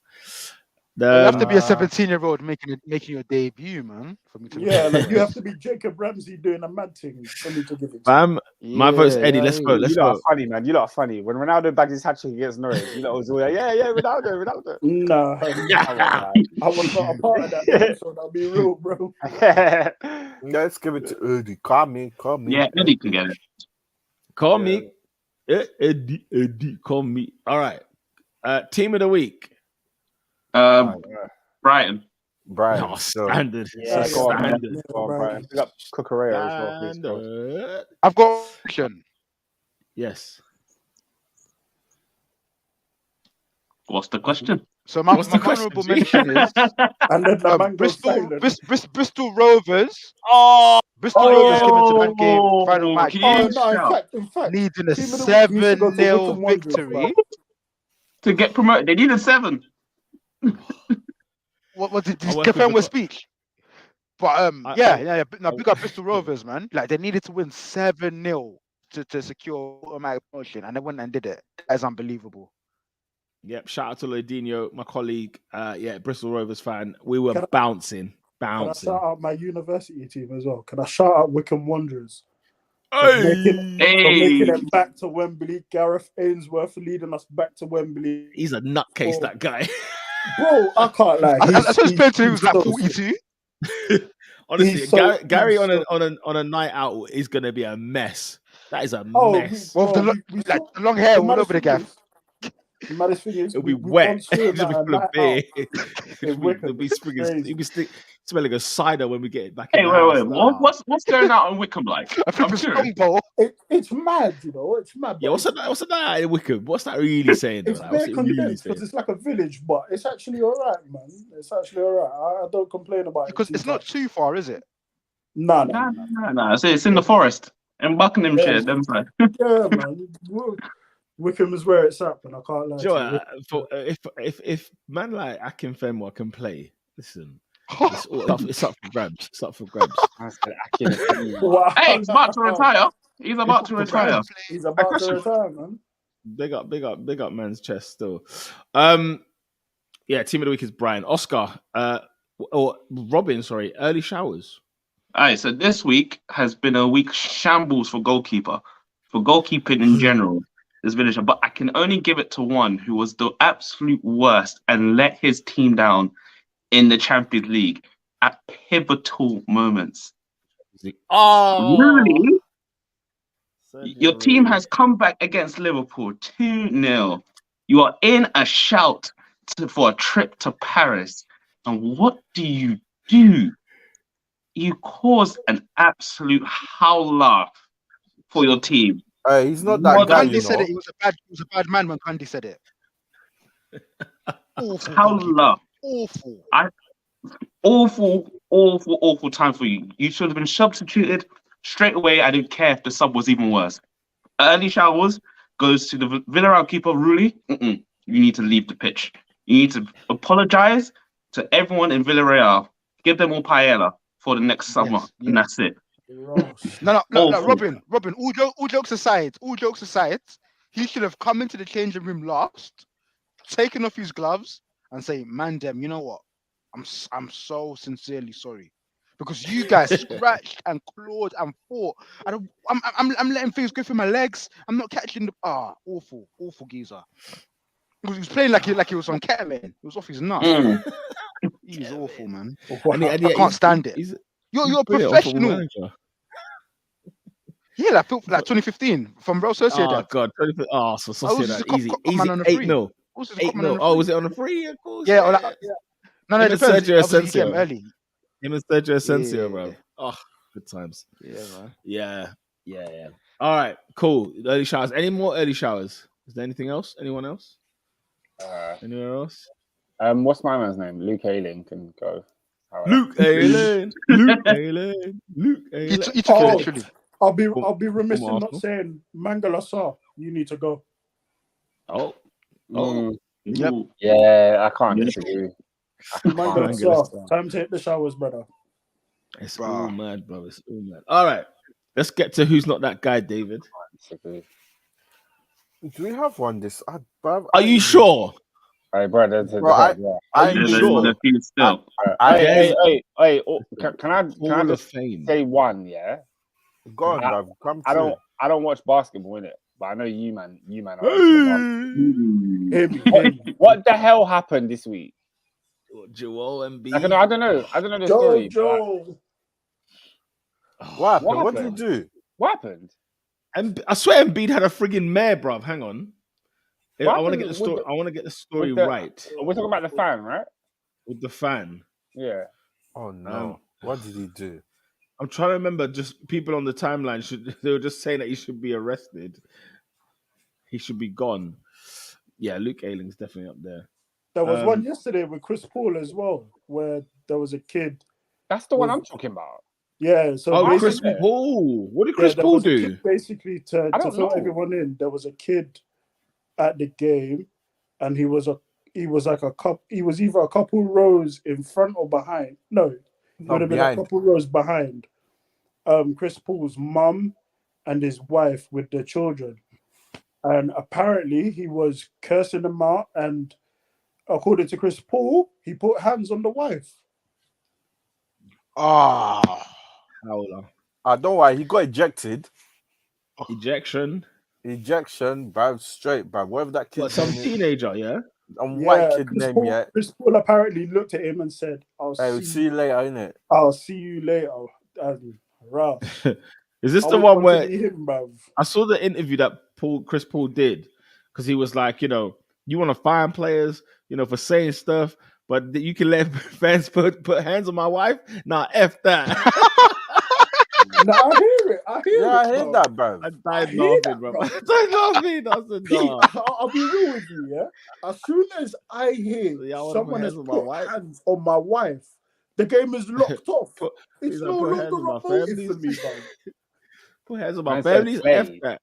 Nah, for real. Like, because obviously, like I was saying, I don't really watch basketball, so I didn't know what was going on. But I heard that this story was like mad, and I was like, nah. I need the lowdown. I need to know what's going on here. But keep in mind, it was Mother's Day in America, so these men are celebrating on Mother's Day, and someone's put hands on my wife. You got all the hell with the basketball game. I'm jumping in the stands. I'm Eric Dyer in this situation. It's an Eric Dyer thing. Straight up. It's an Eric Dyer's cuz. Eric Dyer don't get enough credit for that moment. I mean, I feel like no one rates him as a person, innit? So it's because of how far he travelled from pitch to all the way he went, bro. I understand. It's like row 18. That's a bop. On studs. On studs, that's a bop, guys. And he didn't go through the stairs. He went through chairs. Yeah, he went over the chairs. Bro, he climbed the mountain to get to where that brother was. Yeah. He was about to joke. He was about to stab a guy, bro. All right. Now, David, this one that you're missing out on is Hall of Fame, fam. It's Hall of Fame. What's no up? cap. I ain't been watching the games like that this week. So you might have to, you can roll through. But my one, thing had a stinker yesterday, bruv. I know it's not F1, yeah. Yeah. Oh, thank God! I thought you were gonna say Pierre Gasly, bruv. I know this is not F1 channel, yeah. But family, I was watching the coverage yesterday, yeah. Mr. Brundle doing his grid walk, yeah. Hold on. So he says, I'm going to talk to Patrick Mahomes, yeah. I'm like, calm. I was like, cool with it. So I see him going up to this tall big brother with the afro. I'm like, stinker. Bro, that is not Patrick Mahomes, man. Yo, you know what? Yo, this nigga looked like 8 foot tall. Patrick Mahomes is not 8 foot tall. Last time I can't lie. Do you know who I he was? get why you would say that. Do you want to know who he was? I think he was the He's number a one. Duke graduate. He's a Duke graduate. I think he was the number one draft pick in the NBA. I think, if I heard correctly. Yep, he is. Okay. Do you know what, though? Do you know what? I saw him approaching. I'm like, yo. You got to respect Martin Brundle, though. This guy, like, he's on that grid, and there's hella man from every walk of life, yeah? You've got pop stars, you've got sports stars. Like, he interviewed DJ Khaled and David Beckham. I was about to say that, and he looked a fish out of water, bro. Like, bro, this guy has to know everyone. Someone's got to be with the 80s. So, that's what I reality noticed. Look, somebody's got to be in his ear. Last year, he tried to interview Meg the Stallion. Yeah. I remember that. And the bouncer tried chuck a thing. I was ready to clap the bouncer, bro. What about, man? Move, man. You're on my grid, and then I can't talk. No, man. I'm trying to lotion Meg the Stallion on my grid. That's what I'm saying. Move. That's my grid. Baraka. Brundle's like, what? This is what black men deal with, yeah? I was laughing yesterday. Was hilarious, blood. Nah, do you know what? I feel sorry for him, bro. It was all and sundry on that grid. You couldn't see any tarmac. Everyone had a AAA access pass. By the way, Serena Williams looks dench, blood. Oh my days, she was walking around like Batista. I thought to myself, Hey, yo. Wait. Now. Get PR out of it, bro. Someone has you're not that guy. You're not that guy, Peter. Please, somebody in the comments, please cancel this guy. Hey, that's our queen, bro. What did I say? Relax. Did you see her at the Grand Prix? Bro, don't double down. Just don't cool comment, off. bro. Just cool off. Like, why are you doubling down? You don't comment, bro. I just said she looked dench, innit? That's all I said. No, you did not say that, bro. She said Serena looks like Batista, bro. Yeah. But she was jacked, fam. Nah, Why are we denying this, Yeah, bro? read the comment. Bro, SW6 is saying, what are we no. doing Fund them. Do here? you know how big? Man, 2005. Nah, do you know what? Yeah, you man His cancel for vascularity was everything. off. man. When I swear to God. Pierre ends up on a Twitter space about, come on, man, he's gonna get us. This guy, you I can't pick up be endoscopic. saying them things, man. Hey, some Can't be saying man, them things. some Twitter accounts already had the stinker, bro. Hey, so we covered this. All right, cool. Listen, I'm just saying it. What should I say then? You just say that Like, what- she's doing her thing, innit? Should I big up her? She's doing her thing. That's what I should say. Yeah. She's doing her thing. She walks Come through on, the grid, man. yeah, looking like the bouncer. Nah, I should say she's doing her thing. Yeah. Alright, cool. Peter, Alright, cool. stop, Alright, Peter, cool. stop. Big up Serena Williams, yeah. Big up Serena Williams, Stop. a serial winner in the tennis game, yeah. Big up Serena Williams. Good to see her over there. Didn't say anything See, bad Hancho about said he's cancelling Peter. Let me tweet this. See what I mean? Yeah, look at Hancho. What's it called? Blah, blah, blah. Who else was there? Yeah, man. Hancho said that. I'll Yeah, retweet. she was. Hey, Listen, the I'll be honest. Pete, I'll retweet it like I am disgusted. I will agree with you. Hey, the muscles were muscling, bro. No, you man need to stop. You Like, man need to It was stop. like 5% body fat. It was Relax. legit. She was shredded. Relax. She was You freaking man need to shredded. Stop, bro. Relax. All right, say nothing. Say Hey, nothing. boss, like There's me saying that she looked. You know what I'm saying? Fit. I'll give you one that's not that guy, and it's Just F1 related. before you say that, Baraka said, "Look, I nominate Peter for not that guy." That's fair. Facts. Listen, Baraka. Wait, I'm gonna arrive. When I bring the person I'm about to bring, you'll see. Go through, Faisal. Speaking of F1, I think it's now time we have to talk about Carlos Sainz and these howlers. Oh, we don't need to do that. You can do that on my channel tomorrow. Tomorrow. Do that on my channel tomorrow. Because I have been on his neck, and man, them are coming at me. I got Ferrari fans on my neck, bro. Yeah, Carlos for Carlos Sainz. So can't call him Carlos. First of all, he's Carlos Sainz Jr.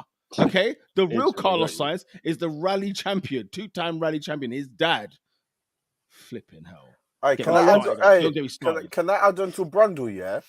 Ooh. Fam, like Dwayne Wade and Gabriel Union walked past him twice, man. Like, how do you not? He did, yeah, twice. And the thing is, D Wade was like sort of putting his arm around, and then he just bounced it like it was nothing. That's what I'm saying, bro. This guy. He did meet Pharrell though. He did meet Pharrell. He had a good end. Pharrell's ended. Yeah, he didn't want that interview, bro. He didn't want he want nothing to do with it. Bex And then didn't David, want that interview, let alone. and then David Beckham. didn't want that David Beckham interview. in full Cockney mode. Yeah, it's great to have the team out here in Miami. You know, it's all love. I said, this is the man. This is the man I came to see. David Becks. Let's do this, baby. All right. Gone. You're not that guy gone.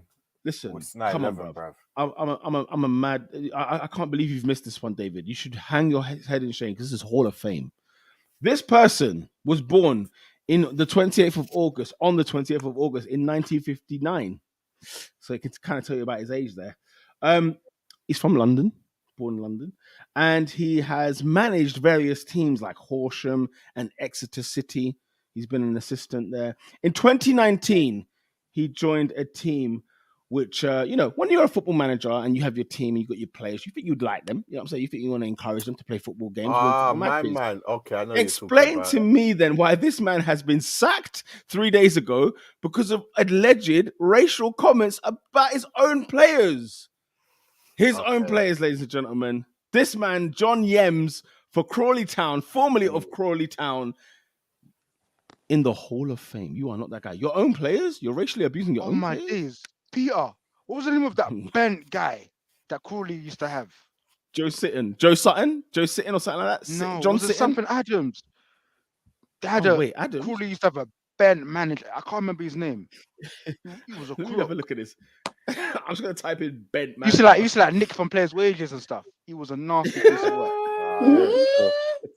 I hear it still, man. Oh, God. Oh, my God. You know, like when they used to have like Sergio Torres. Below, expect the unexpected, bro. Honestly, it's phenomenal scenes, Jeff. It's phenomenal scenes, Jeff. I don't know. Anything below League One, expect the unexpected, bro. It's all in sundry. It can happen. Anything can happen. I think it's Steve Evans. Steve Evans. Steve Evans. Yeah. Oh my God. Do your research, guys. That is a nasty what a bandit. He's a bandit. He's an absolute bandit.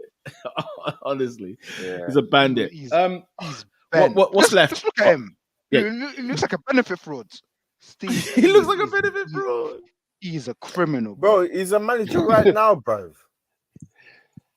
I hear it, man. Still, It's crazy. the players are earning a lot, and they're putting in shocking performances. I hear that. Listen, I hear it. Oscar, very quickly. Listen, Man, check their pay slip, innit? Premier League football is on all week, okay? We kick things off tomorrow night. Aston Villa at home to Liverpool. Could Stevie Gerrard slip? Hey, Steven Liverpool Gerrard is going to stop Liverpool from winning the Premier League, just like he did in 2014. Oh, No, the irony. he's going to The irony. Pow, pow, Mate, pow, mate, pow. listen, guys, by the way, you're going to see one of Aston the Villa holding 7 still. By the way, you're going to see one of the best moves in football when Steven Gerrard plays Liverpool tomorrow night. Bro, the You're gonna under see, 17s are playing tomorrow. you're going to see a move of the sedge, okay? Because knowing he's got to play Guardiola last game of the season, everyone's getting rested. Everyone's getting rested for that one game, for that one cup final. But yeah, I guess we're all predicting Liverpool to beat Villa. Yeah. Draw, mate. Oh, draw. The under 16s are playing tomorrow, man. Don't worry about that. AD's been to Villa Park. He knows that Liverpool can wipe the floor there. No This problem. is it, man. This Easy, is it. easy. Nice old school stadium. All right, man. Hope you man hold another 7 still. Leeds United at home to Chelsea Football Club. God knows what that result is going to be. Chelsea win. But Chelsea will win. Chelsea will win. Listen, Leeds are crap. I don't care about them. I hope their fans enjoyed the championship, if that's the real football they want. And I hope they never come back. Leeds are winning. Let's be very clear. Leeds I are hope winning. Leeds never, ever, ever come back to the Prem. Useless club. Never, ever. I don't like Leeds. Oh, yeah. You're banishing them from the Premier League. Goodness gracious, Come man. on. It's Mark's All favorite right, now team. teams need to be banished from the Premier League. Let's not lie now. Yeah, that's true. Premier League should be 15 teams, man. Let's just get rid of the deadwood, man. Let's just Team, Oscar, Get rid of Oscar, more. you're visionary. get rid of He's some of get these. rid of more. 15 teams. Lord I'm not of gonna mercy. lie. I'm not gonna lie. I want an SPL thing. I want 10 teams in the Trim Premier the League. fat, man. man. Let's trim the fat. Trim Page the up a few fat. times. 4 times. They cut the season by half, and then you play the top half for 2 more times. Mm-hmm. Honestly, Question: Are you capped on where you can finish in SPL? Yeah, in SPL you are capped. That's crazy. Huh? What do Nah, you it mean? makes sense though. No, because Yeah. I'll be real. What I'll do on the final day before the cutoff point, I'll make sure I'm a point below, so I face the fodder, and then I climb up the table. Wait, what do you mean? What do you mean you're capped? So like in halfway SPL, in they the do, season, it's like isn't it's similar like to SPL. I think it's in the Belgian league and Austrian league. Right. Like Yeah. the half they play all their games, By the way. and then at the end, the league is split in half. So then the points are also half, and then the top team, top half, play for like the points How and the long has trophies this and all been the that, case? and the bottom half they play for relegation. So like just to stay up. Yeah. That's why Rangers and Celtic play each other 4 times a season. So this is the league that Steven Gerrard won, and I'm supposed to take it seriously. In fairness, What? Oscar, it means Oscar, this can't be What? news to you. I know this is the first. Oscar, this I can't be swear the news down. to you, man. I Come swear on. down, I did not It's know not. this at all. You're I a thought liar. this is an American thing where You're they a start liar. playing. No, they do it in quite a few leagues in Europe. They do it. They do it in Austria. They do it in Belgium. Oh my! I think they do it in Sweden as well. Yeah, they do it. Yeah, man, you know when he's talking. You know when he's talking about diamonds. Yeah, we're testing the diamonds. Yeah, Brendan Rodgers, give your diamonds back. They're not real. They're not real. Steven Gerrard, give that chain back. In That's fairness not to yours. Brendan, right? In fairness to Brendan, you know I'm not going to give Brendan any credit ever. But the guy walked out of a free beat to join Leicester City. Fam, Now we walked know out. why. Oscar in March. He walked out in March. He walked out to finish mid-table with Leicester, man, to get to Europa Conference League semi-finals. That's what he walked out for. He walked out. By the way, big up Rangers because they made it to their first European final in a long time. That atmosphere looks Man like legit. Rangers, blood. Ibrox. Ibrox. Grit. Proper grit. Determination. Unbelievable. It's as a Celtic man, it's not good for Oh, me. turn it Fine. in as a Celtic man. As a Turn it Listen, in. Oh, listen, you man Rangers. Preston, yeah? Rangers all the way. I ain't gonna lie, I'm Team Rangers, bro. I'm not I'm gonna. Rangers all the way. I want Only to the- see Rangers do The only green and white is the I Hibernian. can't lie, let's be real. There's nothing iconic about Rangers. Stop it. They know they won the most. They won the most Scottish League titles. Oh, yo, They hey, won yo, 55. We've already figured out that's a joke. By, No one cares. by the way, five. Robin, Rangers are bent as far as I'm concerned. Robin, 5 of those titles are so bent over the. They're so counter. bent. They're so bent. I just mean like, Listen, I just guys, mean like it's not like it's so name bent. Yeah, a Rangers legend. Oscar, Ali McCoist. Oscar is so bent. Yeah. Exactly. Oh, turn it in. Ali McCoist. Hey, is Hey, bad. Are you you've got Henrik Larsson on the green side. Hey. Henrik Larsson. on the green Anyway, side. do you know what's By the way, funny about Oscar, Scotland they were League? so bent. Remember, yeah, they went Rangers to the got fourth relegated. division. Yeah, the fourth division, and they climbed all the way back up. Listen, and you know, Celtic had all the time think to about it. catch them, and they didn't catch them. Think about this, Robin. Robin, think about this. Calciopoli was so bent. Juve went to the second division. Rangers went to the fourth division. Do you know how bent that is? I said technically, this is a different Rangers. Technically, It's basically AFC Rangers. It's an AFC Rangers. This ain't Glasgow Rangers. This is AFC Rangers. I swear. This is a new team, bro. A brand new team. Oh, anyway. I don't want to see Bournemouth. I don't want to see Bournemouth back. Oh, I actually want to see Luton come through. I wanted to see Nottingham Forest and Sheffield United back. Luton. Bring me Luton. Sheffield United. Luton, yeah. Bring me Luton. Nottingham Forest. So guys, what that means is how this would have coming up then, yeah?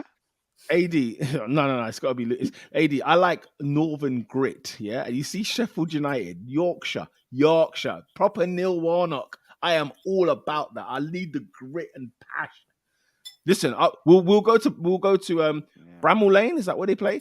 We'll go Bramall Lane next season, mate. You will see fire. You will see fire in a man's eyes, blood. That man in Yorkshire don't pet, bro. I'll tell you that now. Right. There's a nothing game. Leicester Norwich. They drink in the stands, bro. They drink in the stands with the stewards watching them. Watford at home to Everton. It's going to be a relegation fod. Stewards join Come in. on, guys.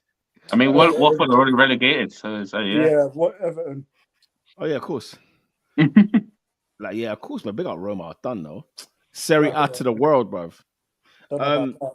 Will Everton beat Watford at Vicarage Road? Yeah, they will. I think boys are gonna get something. I think they will. All right. I don't hate Lampard. I think Everton are a shower of crap. Big up Baraka, man. He said shout out to Rome for treating Tammy like a king. We went Yerimini last week. That's what I'll say. I love the Vitality Stadium. So it's small and nice in the sunshine. Small and nice. Get them out. How can the away allocation be like 600 11K? Bro, I like the away allocation is everyone in Woolwich. That's ridiculous. It's a freaking farce. And even then, it's tight. It's just tight, blood. There's way more people in Woolwich than in that stadium. Woolwich is the 11,000. Bro, it's Mozart estate. Basically, all of Mozart can get in there, and that is it. Bro. It's capped. Lord have mercy, bruv. Lord have mercy. Wolves are taking on Manchester City. Can Manchester City slip and slide on the Bruno Lage? Hell no. Hell no. How large is Bruno? Huh? How large? He's not that large. Not that large. Pause. Yeah. Thursday night. Strong pause. It's a strong pause. Thursday night, the North London derby. We spoke about it briefly. The North London derby. Yes, but still. We did the predictions. Yeah, Spurs still. Next week, by the way, there's no games on Saturday. Did you know that? No Premier League games on Saturday. Yeah, there is a game. There's a huge FA Cup final. Yeah, FA Cup final. Also, all Premier League games are played on Sunday, and Arsenal are playing Newcastle on Monday. So that's on the Monday night on the podcast. I'll have Newcastle Arsenal on the screen whilst we talk about football. Monday night, you might lose that one. It's Monday night. I didn't realize. I might have to be involved with that one. I swear, last time you was on a Monday night. Still, you got. That's what I said. That's why I said it's not over. It's not over. Hey, last time was a Monday night. Don't worry, Oscar, we might lose against Newcastle. Do you know why? Because we will already be in the top 4. All right. Beating Tottenham Hotspur. North London forever. Let's go. North London forever. Right. That wraps up this week's Top 4 podcast. Make sure you share, like, and subscribe. Oscar, give it to me. Are you not predicting the FA Cup final? Oh, my bad. Who's playing? I'm not in it. So What? I I don't beg care, your bro. pardon. What, another Liverpool Chelsea final? We're still on for a treble. We're still on Snooze for a treble, first. guys. Snooze that first. trouble's becoming a double still. Yeah. What? Because of who? It's gonna be a domestic double. Guys. By the way. The Prem's not over as well. Listen. Love Keep on have lying. mercy. AD, are you sure? Yo, this guy. The Prem's done. The Prem's I'm done kicking still. up to the fat lady sings. AD, are you sure? I'm telling her to put The a mic Prem's down done because I still. can see her reaching for it. I believe. AD. Listen. AD. Man City If you've winning got no this faith, league. then what do you have? Man City winning. Though, Man City- what I would say, yeah, if we're up against Spurs, you know, Sorry, I didn't hear that, bro. Yeah. What did you not say? maybe. Yeah. He's talking too much fast that the internet had to stop him. Yeah, That is the internet's basically said this is a whole bunch of cap, bro. Yeah. Oh, man. Basically, what I was saying was, if we beat Spurs, what can you hear me now? Yeah, that'd be all right. Basically, I was saying if we beat Spurs, in my opinion, I fancy West Ham could potentially get a point. But now, if West Ham nick a point off City, it means nothing anymore, which is a bit annoying. But hey ho. So part of me just wants City to like beat everyone 4-0, just so that I know there's nothing more we could have done.